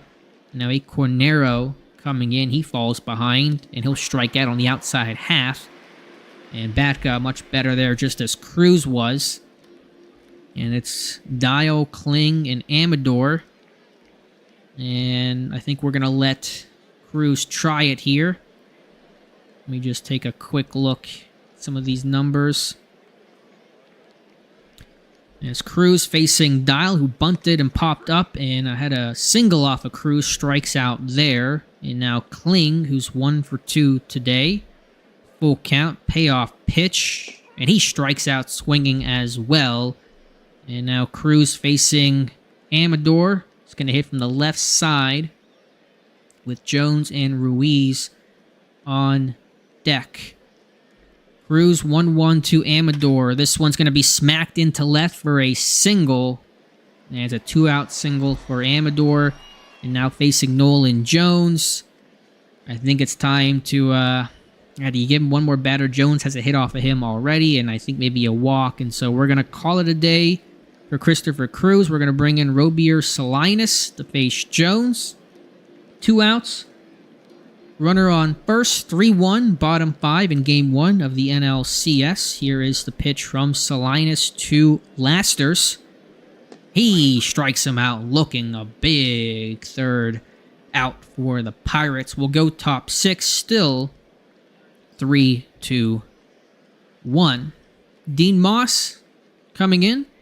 Batka will stay in 103 pitches, but the Rockies are not deterred. The bullpen looks to be in good shape, but that's the situation right now. Full count. And Moss, that one maybe a bit outside, but it is going to get down, and it's going to be a leadoff single for Dean Moss. And finally, Batka's day is done. Still on the hook, responsible for Moss. Dylan Ross, former Pirate, is in the game right now. He was, I believe, forget the acquisition. He became a Rule 5 pick, though, of Colorado. Back in 2027. We got him in a trade. He pitched for us briefly, was not very good as a starter, but he's now moved to the pen and really kind of settled in. And so Dylan Ross coming in, the ex-Pirate, to face Amaya, Anaya, and Lasters. And do I want to maybe pinch run here? I don't think so. I will right now. As Amaya stepping in, bases with a runner on, nobody out, I should say. 3-1, top 6, 1-0 count. He's a doubles hitter, and this one is gonna get down as Moss, big turn there, but he will hold. It's a single, so back-to-back singles for the Pirates. Anaya trying to do something with it. He's hitting 200 in the playoffs with 1 home run that was over the batter's eye at PNC Park. With Lasters on deck, Morris in the hole. Full count, payoff pitch, and that one's outside, and the bases are full of bucks. This is for Rene Lasters, the catcher. He will stay in. Morris on deck. Reynolds now in the hole. Pittsburgh trying to break this one open in the top of the 6th inning. 3-1. Pittsburgh 11 hits, but only 3 runs. Moss, the speed is not great at third. Again, Gaines, the big arm. In center, he's already thrown out 1 runner today. That was Naya, who had better speed, and Kling and Dial can get guys in the corners. So Lasters trying to put this one in play. 0-2 count. He strikes out, swinging infield in. That's notable too. Kaimani Morris stepping in. Infield in. They're going to try to erase that run. So Morris, big spot here against Ross. Here we go. 1-2 count. And Morris hits this one, and they're going to get Moss. And can they turn it? They can not, but they will throw Moss out at home. And so the infield being in worked, as it's 4-2 the Angels. And so it's 3-1 in Pittsburgh. In my world, it's 4-2 LA over there, so thank you for the updates. As Reynolds, a big spot here. Take it back to the action that we're watching. Bases loaded, 2 outs. Pittsburgh has not gotten a run in with the bases loaded and nobody out. Got to get a run here against Dylan Ross. So, big moment. 1-2 count. Here's the pitch, and Reynolds strikes out swinging. And the Pirates load him up and can't bring home a run. And that is a crucial moment there for Colorado. Remains 3-1 going bottom 6. Salinas will stay in. We're going to get some lefties moving, though. Gonzalez will get ready, as we're facing the leftiest part of this lineup. Wonder how long we are from an in real life Pirates playoff run. Probably a while, maybe 2 years, but who knows. We'll enjoy the reality, the virtual reality of it all. Salinas facing Ruiz, full count. That went outside and he loses him. It's a leadoff walk. Now facing Romo. 0-1 to the catcher. And this one's hit well into right, and Drew Romo has a key hit. That's going to be extra bases for him. And will the run come? He will come home, and Romo has a triple. Oh my goodness, how do you allow the light-hitting catcher to hit a triple off of you? 3-2. And it's probably time to take Salinas out. We're going to bring in the lefty Gonzalez. Our infield depth is not changing, as Gaines will come in. He's 1 for 2 with a home run today. Full count. Infield actually in now, I beg your pardon. And this one's going to be smacked and knocked down by Morris, but he can't do anything more than that. And the game is tied. Romo scores and Gaines is safe. And now Salgado will step in. Runner on first and still nobody out. Corners in. Morris will make the throw on to first, but Gaines will advance to second. And now Collazo coming in, hitting just 111 in the playoffs. We're all tied at 3, and talk about that wasted chance with the bases loaded top of the 6th. You're talking about that one right now. As Collazo will hit this one into left. That will get down. Kelly will make the throw, but it is not going to be in time. And the Rockies take the lead 4-3. And just like that, the Rockies back on top, now facing Dial. 1 away, 1 on. Runner's going to go. The throw is not in time. And Collazo has himself a stolen base. He's in scoring position. And it's all falling apart for the Pirates. Now Dial trying to do something with him. Hit this one weakly to second. The throw on to first. Runner will advance. On third base is Collazo with 2 out. Now Kling coming in. Maybe I should have gotten somebody ready to face a righty, but that's the situation we're in right now. Kling facing Gonzalez. I'm going to try to pitch around. 1-2 count. This one hit well to left. Kelly going over by the foul line, and he'll make the catch. But Colorado gets 3, and they are on top 4-6 as we go top 7. And that is not what you want to see. That is for sure. As Beck Way will get moving around. Robertson will sit down. And now a lefty's going to come in Chulio. And so we can have Kelly face a lefty. And so we're going to bring in Julian Williams. All right, so game 1 of the NLCS, Colorado up on top 4-3 top 7. Williams facing Trujillo. 3-1 count. Here's the pitch to Romo. And Williams pops this one up. Right fielder coming in. And that is Dial making the catch for out number 1. Now Ramirez to face the pitcher. This one dribbled to third. Nice catch by the first baseman, Ruiz. And now a Cornero who does well against lefties, but hitting just .091 in the postseason. His one hit is a home run. He'll step in, but fall behind 0-2. And he looks at strike 3. As Romo framed it well, the Pirates go 1-2-3, and we'll go bottom 7 after we stretch. And so Beckway coming in, and Williams will go out there and play in left field. And so Amador, actually, I want to do this. We're going to put Williams in right and Moss in left. Just switch that. Better for both these guys. Amador to come in and face Beckway. Full count.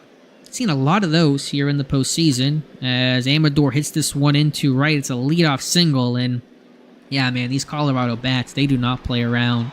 Nolan Jones stepping in, 2-2 count. This one lofted in the center. Just 4 runs for Colorado, but it feels like a whole lot more than that. Of course, they have 11 hits. We have 11 hits, but in that 6th inning, you bases loaded, nobody out, you do nothing. Really, really hurts. As Ruiz comes in, hits this one. This is going to get down in front of Williams' feet. Runner's going to take third. Runners on the corners with just 1 away. Drew Romo with an RBI single his last time up will come in. Another full count. Runners in, and he's going to draw the walk. And the Pirates just can't seem to do much right now. As Jose Gaines will come in, bases loaded. 1 out. Colorado up a run, trying to add to it. Here's the pitch. This one's going to get down a single. That'll bring home at least 1. Williams' throw will hold the runner at third. And Colorado tacks on another. It is 5-3. And now Salgado coming in. He's 1 for 3 today. Infield in again. And this one hit. And the runner's going to be thrown out at home. No chance to turn it. As it's 2 gone. As Vegas says, I hope the Pirates let Skeens hit. I doubt that he will. I think he's going to be just a pitcher only. Collazo in. Way will have to figure out a way to get him out. And Way has not had a good postseason. 5 walks, just 2 Ks. 1 walk today. Nowhere to put him right now with the bases loaded. And here is Collazo. This is going to be hit weakly to first. Ramirez will take it himself to the bag.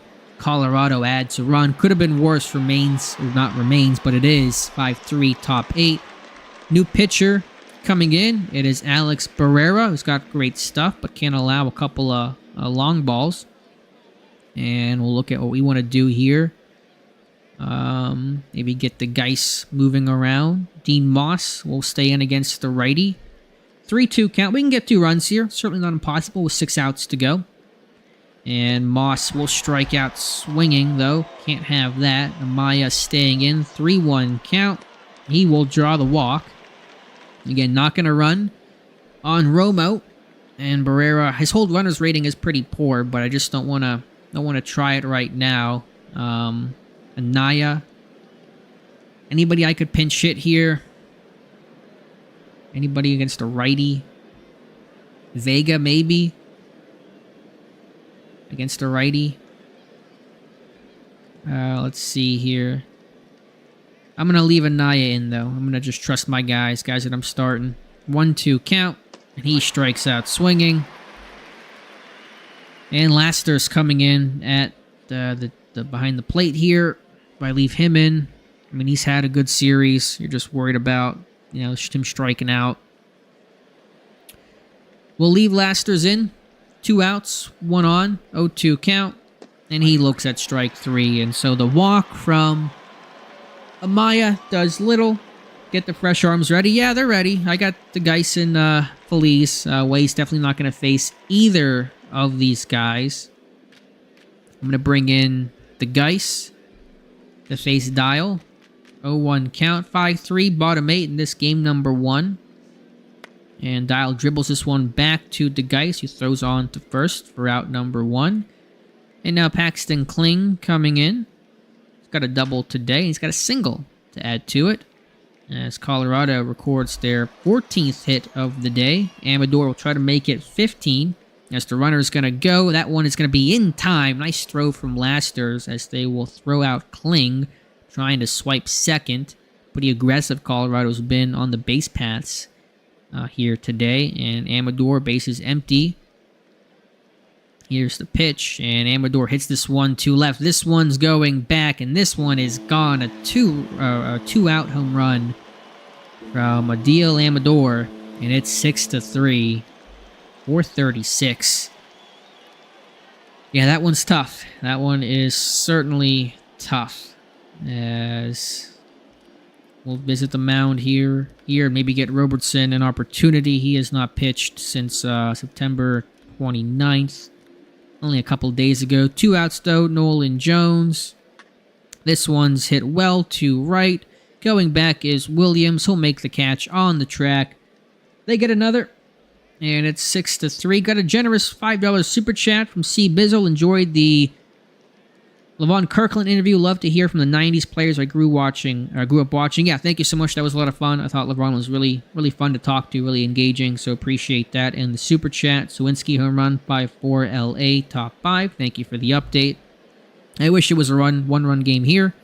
Unfortunately, it's not. Morris and Reynolds and Williams. Barrera will stay in. Pirates needing 3. And they're going to have a tough time doing that. Top 9 here in this game 1. Morris looks at strike 3. Reynolds coming in. 1-0 count. Hits this one up the middle for a single. If it was just 5-3, you could really talk yourself into a chance. And Reynolds with that single. Now bringing in Williams, who is not great against righties. Let's just check his splits here. Yeah, he's going to have to come out against a righty. I'm going to put Vega in, and we'll have to do a defensive sub later on. So Vega coming in to pinch hit for Julian Williams. 1 out, 1 on. Pirates down 3, and just 2 outs left. 0-2 count. Here's the pitch, and Vega looks at a called strike 3. Romo continues to frame these exceptionally well. And now Ramirez, the last out for Pittsburgh. Here is the pitch, and this one chopped to short. Throw on the second, and the Rockies take game 1, 6-3. Pirates had a leadoff home run by Kamani Morris, got up 2-0, up 3-1, and then the bottom of the 6th, it all fell apart. And Pirates lose this one 6-3. Colorado 6 runs, 15 hits, no errors. Pittsburgh 3 runs, 12 hits, and no errors. Yeah, just top of the 6th. Like I said, bases loaded, nobody out, nobody comes home. Colorado gets 3 in the bottom of the 6th. They take the game from there. That's what it comes down to. Reynolds, excellent. You know, some offensive production, struck out 17 times, which I'm not surprised by against Colorado. It's kind of what they do. Cruz got into some trouble, but worked out of it. The bullpen, not sharp in this one. Batka worked around danger. Overall, you know, a fairly decent outing. The bullpen allowed just 2 hits and struck out 8, and did not allow a run. And Jose Gaines, the player of the game. I do want to play one more game. I don't want to go out on that note. I may go down on a worse note if I lose again, but we're going to take that chance. And yeah, we're going to play game 2 and then probably call it from there. And I'm not entirely sure what I'll do. I may do a stream, may do something off air. I'm not entirely sure. The streams are a lot, obviously, just in terms of time. But we'll go ahead and sim today. We'll get after it tomorrow. I'm not sure what changes to make. Just, you know, Colorado, they won 105 or something games for a reason. We'll check the mail. There's the Manny Ramirez on the Red Sox, who's not the Manny Ramirez, but it is funny to see. Yeah, Colorado won 106 games this year, and so they are the favorites for a reason. We'll see the pitcher we're facing. Pretty good one overall, and Felix Minjares. Not the best pronunciation, probably on my part there. We'll go out there and play this one, though. Is Bell going to start? Who's going to start this one? I got him. Probably not Bell. Probably just stay in the same rotation that we had before, Questad or Lesko. All right, we're gonna go with Questad here, and then Lesko, and then Bell. So we're gonna go out there and play this game. Actually, I want to check. Do I have a day off tomorrow? I need to always check that. I do have a day off tomorrow. So that's important to know with our bullpen management. Hopefully you've been enjoying the time off, Alex. Hope everyone's been enjoying their Friday. Yeah, I've enjoyed it. Hopefully you guys have as well. All right, let's get back to business here. Cornero just has not been great, striking out just far too much, so we're going to make a change there. Not entirely sure who's going to DH. We're facing a righty. Typically it's Vega, and so I think Vega's going to stay. He's going to continue to replace him, and so we'll do that. And need some guys who can avoid some of these strikeouts. I'm going to keep Lasters in behind the plate. Yeah, let's see. Anaya's been just okay against righties. I want to see he's not going to strike out a ton against righties. I'm going to move Moss up. See what Amaya's done against righties. I'm going to move Amaya up over Vega. And yeah, probably keep that as is. So that'll be the lineup. Actually, I'm going to move Naya up a little bit. All right, so bullpen probably be okay. Questad ready to pitch. Let's take you out there to Colorado for Game 2. The Rockies are up 1-0 in the series. All right, Morris trying to go for the three-peat with the 3 straight games with a leadoff home run. He did it in the elimination game over the Mets and then in Game 1 against Colorado. He's 1-0 in the count here against Minharas, as we've yet to face the Rockies' best pitchers, but they're going to probably be seen in Game 3, and hopefully there's a Game 4. As no home run here, as Jake Taylor from Major League would say, I don't think that one has the distance, as he fouls that one out, caught by Romo.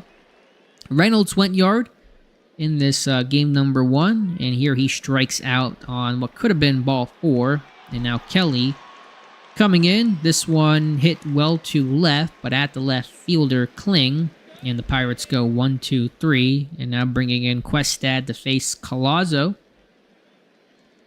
As it's 5-4 Angels. Thank you for the updates, Vegas. I turned the game on, but it would distract me, and I don't want to do that while I'm focused on this. Morris will throw out Collazo. Route number 1, 1-2 count, and he strikes out swinging. That is Dial, who was very productive. The ex-Pirate, all-star guy, and MVP of the Rockies NLDS over Milwaukee. That one went 5. You see how Milwaukee's a really competitive team. If their pitching was a bit better, we're probably playing Milwaukee right now. Paxton Kling coming in, 2 out, nobody on. Here's the pitch. He strikes out swinging, and Colorado goes 1-2-3. Best of 7, so first of 4. Colorado taking Game 1 6-3. Ramirez will fly out to center to start the inning. Dean Moss stepping in. He had a couple of doubles, and this one gave it a ride, but right at Gaines. He has a good track on it. And now Amaya coming up, 3-1. That's going to be ball 4. Amaya's showing a good eye. I believe that's his second walk of the series. And now Alex Vega just hitting a $125, trying to find that guy between him, a Cornero, somebody else. Vega behind 0-2. He strikes out swinging, and so Vega's starting to go cold here. May want to pinch hit him sooner than later, as I want to check their pitcher here and see what his splits are. And he's the same against lefties and righties, so no real advantage. Amador, who was great in game number 1, had some big outs for them. Or big hits for them. 4 for 5 with a home run. He's wrecked, but when he plays, he is a force. And so facing Questad, 3-1 count, and he will draw the walk. Sounds like Ovita's day is done in real life. Nolan Jones coming in. 3-2 count. Can you just get a win here? Can you just not walk somebody, Get this thing back to Pittsburgh. But Back-to-back leadoff walks issued for Questad, now facing Ruiz. That one outside to short, and they can't turn two, and the runner advances, and you wonder about that one, but Amador able to get the third. Runners on the corners, one away for Drew Romo, who had an extra base hit, actually a triple in game number 1. 2-1 count, and that one's hit to right, sending Moss back. Amador will tag and score, and the Rockies quickly put up a run, 1-0, bottom 2. And now Gaines stepping in. Red hot bat here this postseason. And this one dribbled to short, throw on to second. Pittsburgh will get out of the inning, but they allow a run. It's 1-0. And the Rockies have yet to have a hit, but they have a run. And Anaya coming in, 2-2 count. Should be better than what he is. This one rolled over weakly to third. And this one's thrown away, and he's going to go to second. So Anaya ends up at second on the error. They're going to call it on the throw, and so it'll be charged to Jones for the error. And so Anaya in the second with nobody out. Lasters now coming in. Can he put this ball in play? Full count. And he will draw the walk. So runners first and second. The control for Menares. A bit of an issue. And now it's 6-4. We're getting updates in real life. 6-4 LA. Yeah, see some control problems there. As Morris, top of the order. Big spot here for Pittsburgh. Nobody out. 2 on. 2-0 count. Hitters count. Morris hits this one to the gap. This is going to be extra bases as Anaya is going to come home to score. Lasters to third. He will hold. The speed not great for the catcher, but it is a double for Morris, and we are tied at 1. Now Brian Reynolds stepping in, hitting a cool .333 here in the postseason. 0 for 1 today. 0-1 count. Infield in. This one going back. This one has distance, and this one is gone. You can light the candle for Brian Reynolds as ex-Pirate Nick Dial can only turn and watch it go over the right field bleachers. 382. A 3-run shot for Brian Reynolds, and Pittsburgh leads Colorado 4-1.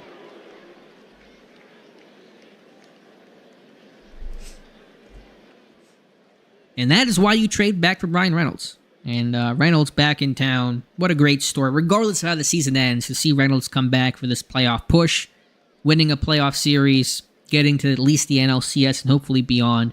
Really, really special. Rowan Kelly now will step in to try to add to it. He's behind the account 0-2, and he strikes out on the fastball at 94. As Ramirez coming in, 1 out, nobody on. And that one inside Ramirez. Bad swing. 4 Ks for Menars there. Yeah, cannonball coming. Yep, thank you guys. I got 3 people I know. I got D-Jock, C. Bizzle, Vegas, and 1 mystery man. It might be me because I am watching my own stream to see the chat. I don't know how that works. So that's who's here. But thank you guys for sticking with us for 1. Still a lot of baseball to be played, and certainly I do not expect the score to end 4-1. If it does, great. But this Rockies lineup, is going to get theirs. And so you got to, be aware of that. But get the runs when you can. You're not going to win many of these games 2-1 over Colorado. So Salgado stepping in the batter's box for the first time today, hitting .391 as it's a 3-1 count. And he walks him. You can't walk the 9-hitter. And now you're going to face Collazo, who is struggling, though. Salgado certainly outproduced Collazo, hitting just a .133. He's 4 for 30 here in the postseason. Salgado with good speed, too. Full count. Runner will not go, and it's back-to-back walks. And that's the second time that Questad has done that. Again, the Rockies do not have a hit, but they've continued to threaten. And so this is less than ideal. That is for sure. As Questad's got to get Dial here. 1-2 count. He strikes him out. And there's 1 away, but a lot of work to do as there's a runner on first and second after the leadoff walks issued by Questad. 3-2 again, and it's a call. Third strike on the fastball. That's a big K there. Need 1 more from Amador, who's red hot right now, hitting .435. Look at that OPS. 1.334 in the postseason. 8-4 LA. So there you go. That's probably over there. Back to this game. 2 outs, 2 on. Pirates up 3 in the bottom of the third. 1-2 pitch, and Amador hits this 1-2 left. Kelly going back at the track and makes the catch for out number 3. Rockies still no hits, but they've made it interesting. It's 4-1. We'll go top 4. And it is 59 pitches for Questad. Bottom 5 in the Angels game. Amaya in our Rockies game. 1-2 count. He had to walk his first time. This one poked to short, thrown on to first for out number 1. That is Salgado with the good defense to Ruiz. Vega, we're going to give him another shot. 0-2 count, though. He has struggled. Struck out his first time, strikes out his second time, and he may not get another chance today. It has not been great for him or a Cornero. Anaya coming in. 2 outs, nobody on. This one is hit well to left field down the line into the corner. Extra bases for Anaya. 2-out double. He'll get in the second standing up. And Lasters will come in. He drew a walk in his first at bat, hitting a cool .357 average. OPS over 1,000. Can he bring Anaya in? Here's the pitch, and this one dribbled. Romo has it, and he will retire. Lasters catcher from catcher. Still 4-1. Nolan Jones will lead things off against Questad. Bottom 4. And Jones looks at strike 3 on the slider on the outside. Now facing Ruiz. Full count, payoff pitch. And he will draw the walk. And Questad's been wild today, walking 5. And we're going to get Victor Gonzalez warming with a couple of lefties. Here, 1 out to Romo. 2-2 count. Romo strikes out on the fastball. And now facing Gaines. Full count. Runner will go. That's going to get past under Ramirez's glove with 2 outs. The runner's got a jump, and he's going to come home on that. And it's 4-2 as it's a double that scores the runner. And it's the first hit of the game, but the second run for Colorado. And for Questad, that's going to be it for him. We're going to bring in the lefty Gonzalez to face Salgado, and I think Gonzalez was hit off of Salgado in game 1, but we're going to try it here. Full count, payoff pitch from Gonzalez, and he will walk him, and you can't have that, as Collazo will now step in. Runners on first and second, so now the tying run is on first base, facing Collazo. 3-1 count from Gonzalez. He will walk him, and the bases are full to face Nick Dial. And Gonzalez, his control looks good, just struggling here. 2 outs, bases loaded. The Rockies getting a run, now down just 4-2. Another full count, another payoff pitch, and he will walk him. 3 straight walks for Victor Gonzalez. He can't find the zone at all.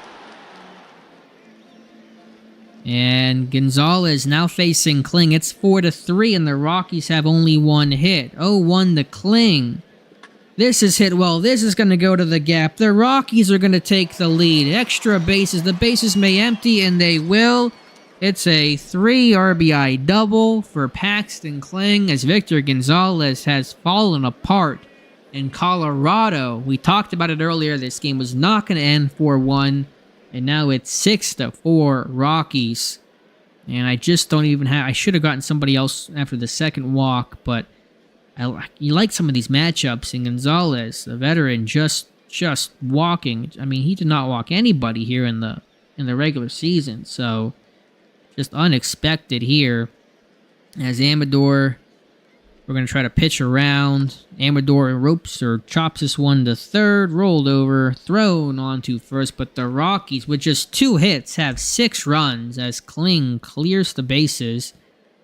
And we're going to get maybe another lefty going in Brandon Clark. Still a 2-run game, but that is deflating. Morris stepping in as Minjarez will stay in the game.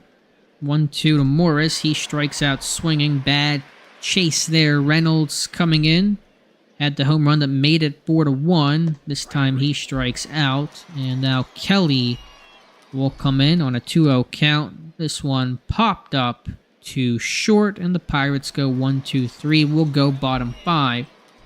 Brandon Clark has not pitched in quite some time, but went against Colorado the last time he did pitch, and so he will come in the game to face their lefties with Jones and Ruiz. 2-0 though. The Pirates pen really struggling to find the zone here, and he's going to hit. Oh man, he's going to hit him, and Jones is in pain. He's got to come out of the game. He got hit so bad, and ex-Pirate James Wood will actually take over. Got a bit of action this year as Ruiz coming in. As this one's going to be hit well and get down. The hit and run was on. Wood's going to take third, and Pittsburgh's bullpen is not at its best in this game. That is for sure. As we're going to go out there and talk to Clark. Now facing Romo. Runners on the corners. Nobody out.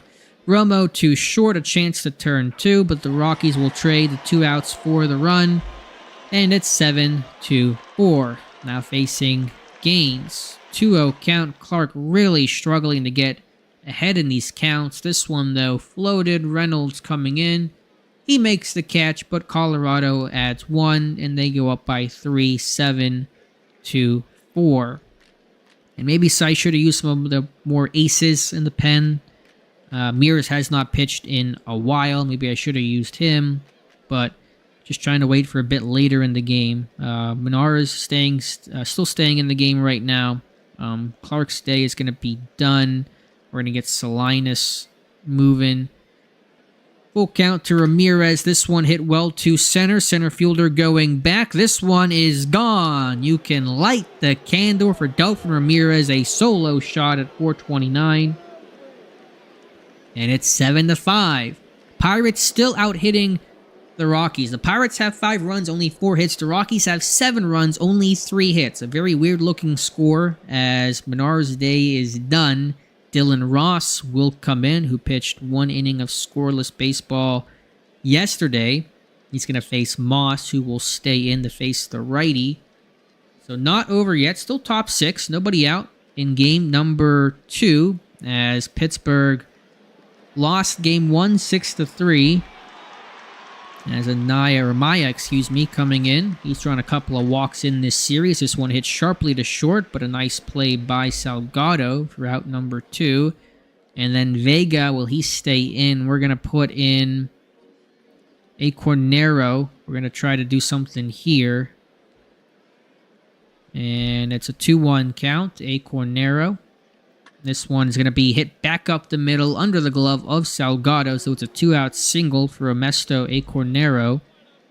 Now Anaya coming in. Runner on second. 2-2 count. He'll swing at strike number 3. And we'll go bottom 6 as Salinas will come in to pitch to face Salgado. Pittsburgh led 4-1 off the Reynolds home run, but Colorado, after Victor Gonzalez really imploded with 3 straight walks, that set up a Paxton Kling bases-clearing double that made it 6-4. They tacked on an extra run, and then Ramirez went yard in the top of the 6th, and here we sit 7-5. As Salgado struck out, Collazo will now step in. This one hit to center. Reynolds going back, and it's over his head. Extra bases for Jose Collazo. It's a 1-out double. And Dial will now come in. And Dial pops this one up. Kelly racing in. He's got it in his glove for out number 2. And now Paxton Kling, who had that big... I really emphasized that there. Bases clearing double in the bottom of the 5th inning. 2 out, chance to add to his RBI total. As it's a 1-2 pitch, and he strikes out swinging. And so we'll go to the top of the 7th. Pittsburgh still down just 2. And do you pinch hit here? I don't know who you would pinch hit with. And so we'll leave Lasters in. 1-2. And this one's back up the middle. Lasters has been fantastic. Do you pinch run, though? I think you have to consider pinch running in this situation. You don't have a ton of speed. And that is one concern. I don't know who I would want to pinch run, though. Probably going to be Encarnacion. I mean, Carranza is the best runner, but he's my only backup infielder, and I want to save Williams to face against any potential lefty. And so Encarnacion's going to go ahead and pinch run for Lasters, just to get a little extra speed out there. The base running's not great, but it is the best situation right now. So, still got life here. Nobody out. 1 on. Pittsburgh down 7-5. Top 7 in Game 2 of the NLCS. Colorado taking Game 1. Pittsburgh trying to net this one up. 3-1 count to Morris, and that one's outside. Ross will walk him, and that brings up Brian Reynolds. And so things getting interesting here. Reynolds looking for a big hit. He's 1 for 3 with that 3-run bomb to right field today. 1-2 count, the pitch, and Reynolds strikes out swinging on the fastball at 99. They're calling it, really ramped up there. And now the lefty's going to come in. Trujillo, who we just saw yesterday. And we're going to have to make an adjustment of our own. Julian Williams. That's why we kept Williams on the bench to face lefties, as he will come in to replace Rowan Kelly. Here's the 1-2 pitch from Trujillo. And Williams strikes out swinging. Now Delphin Ramirez with a solo home run today.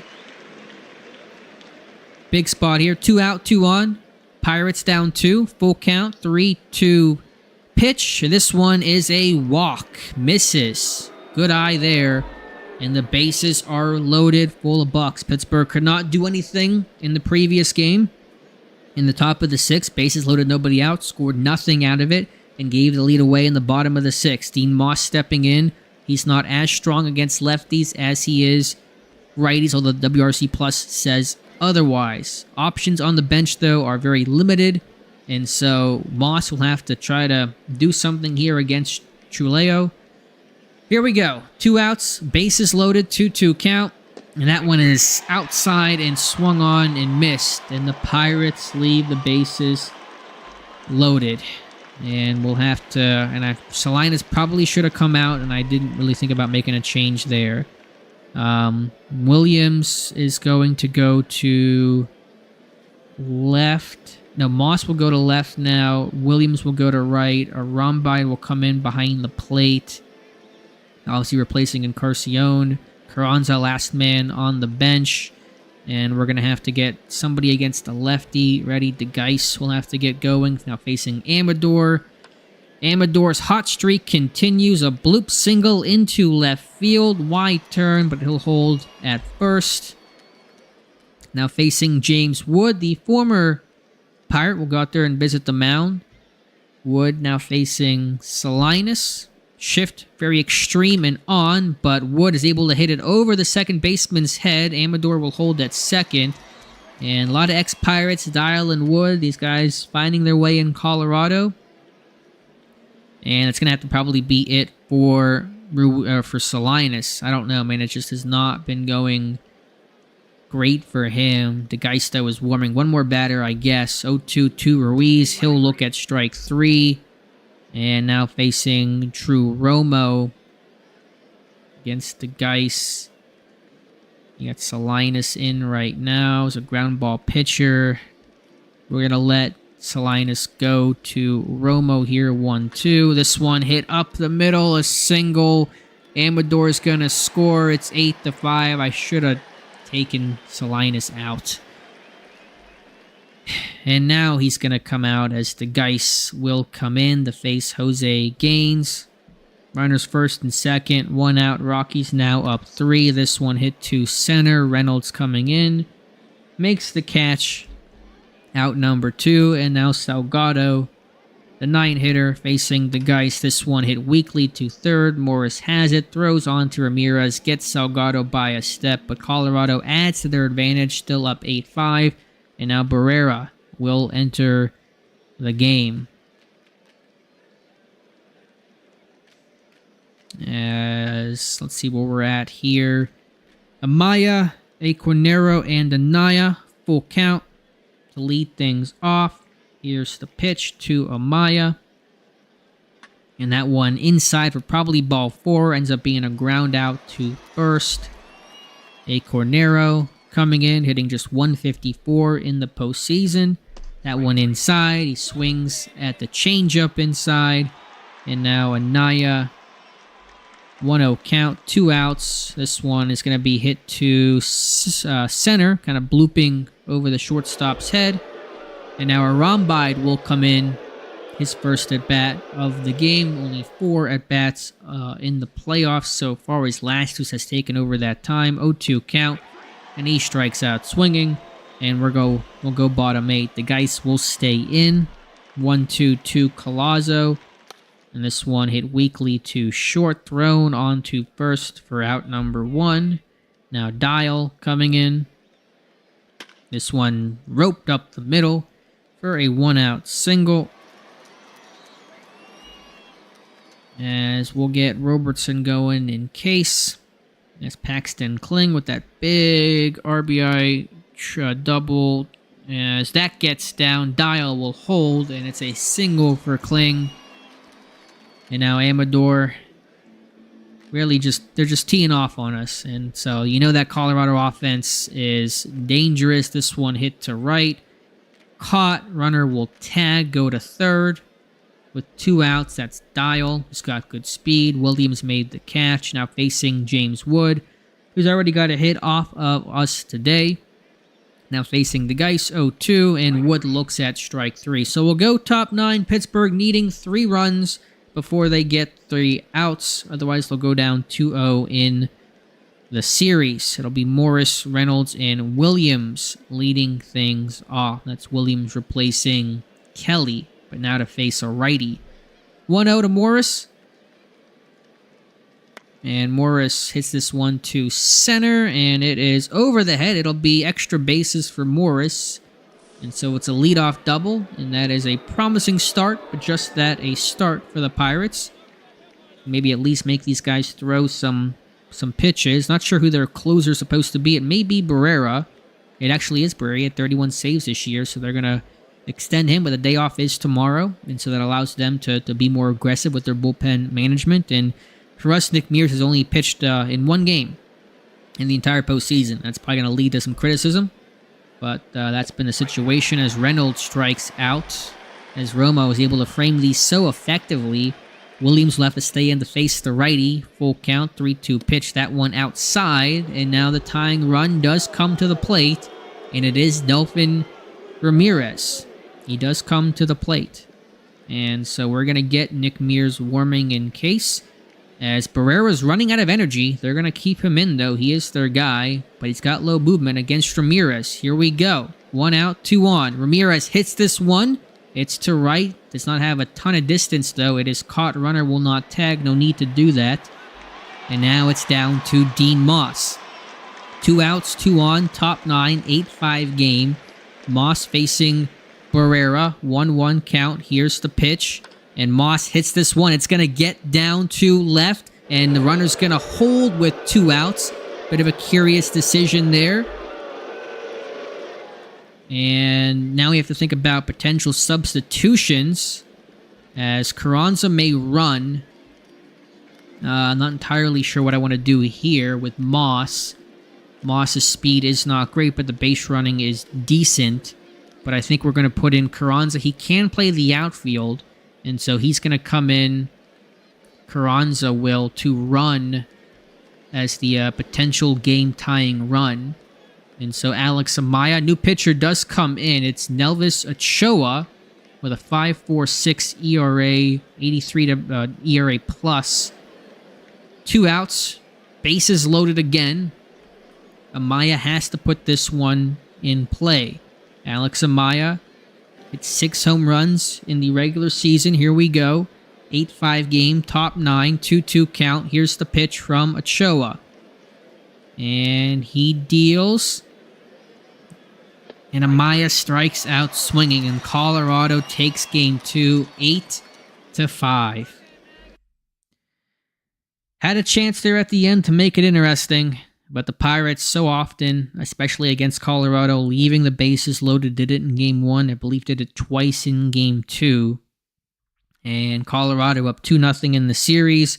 Rockies, 8 runs 9 hits, 1 error. Pirates 5 runs, 9 hits, and no errors. Pittsburgh up 4-1, blew it in the bottom of the 4th, and they traded a couple of runs from there for Pittsburgh. Morris and Reynolds have been red hot. Rest of the order, a little bit less so. Ramirez went yard as well. Kling with the big extra base hit, the only Rocky to have 2 hits in this game, but that was a big bases clearing double. Pitching, Questad, 5 walks. Gonzalez walking 3 straight. Just really, really unfortunate. And Mears not getting used in this game at all. Maybe a mistake. Maybe Mears should have come in. But when I brought Gonzalez in, the bases were empty, so it was not a high leverage situation for my closer to be in. So Nolan Jones is out pending, so that's going to be one note there. Could see more James Wood to play third, who's not a good third baseman. Weird defensive subs here, but going to wrap up the stream, I think, right now. I don't know if I'll stream again. I'll probably just play the other games off air. If we go to the World Series, I'll stream, but if I'll probably play the rest of the NLCS just as a separate video, and that'll come out at some point. So thank you guys for watching. Really appreciate it. Very long stream tonight.